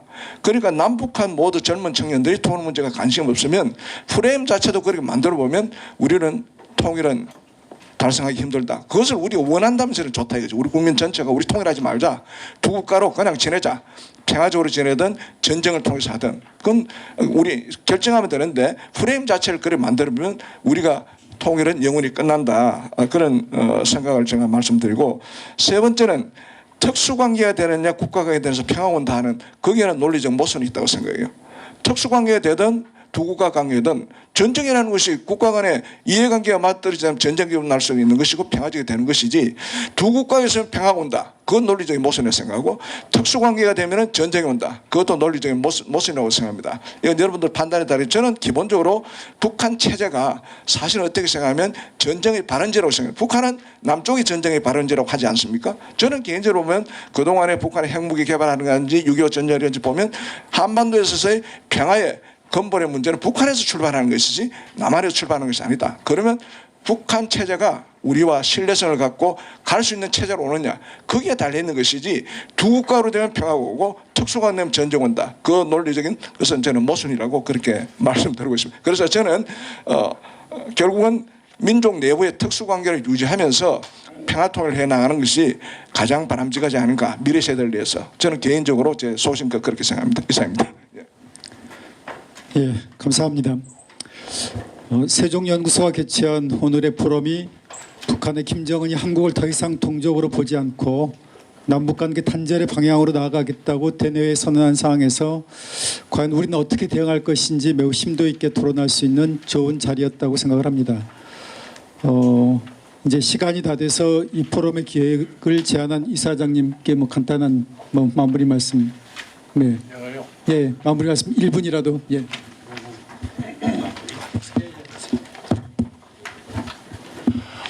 예, 여러분 오늘 이렇게 늦은 시간에도 불구하고 거의 한 분도 자리를 안 뜨시고 이렇게 열심히 들어주셔서 감사합니다.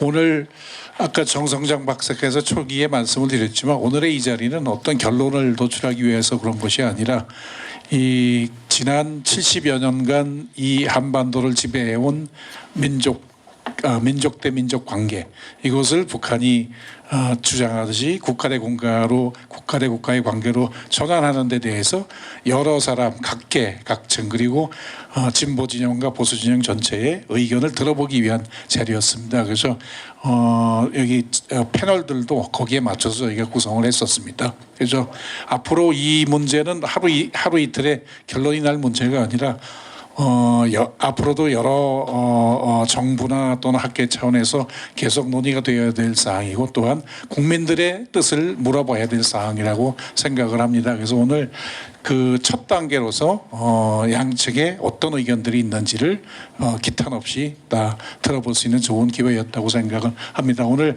참여해 주신 패널 여러분들 감사드리고 또 그 열심히 들어주신 참석자 여러분들께도 감사드립니다. 저희가 앞으로도 아마 이런 이 문제에 대해서 논의가 세종연구소뿐 아니라 다른 데서도 몇 번 더 있을 거로 생각이 됩니다만 저희로서도 필요하다면은 추가로 이 문제에 대해서 논의의 장을 개최하고자 생각하고 있습니다. 여러분 감사합니다. 네, 수고하셨습니다. 감사합니다.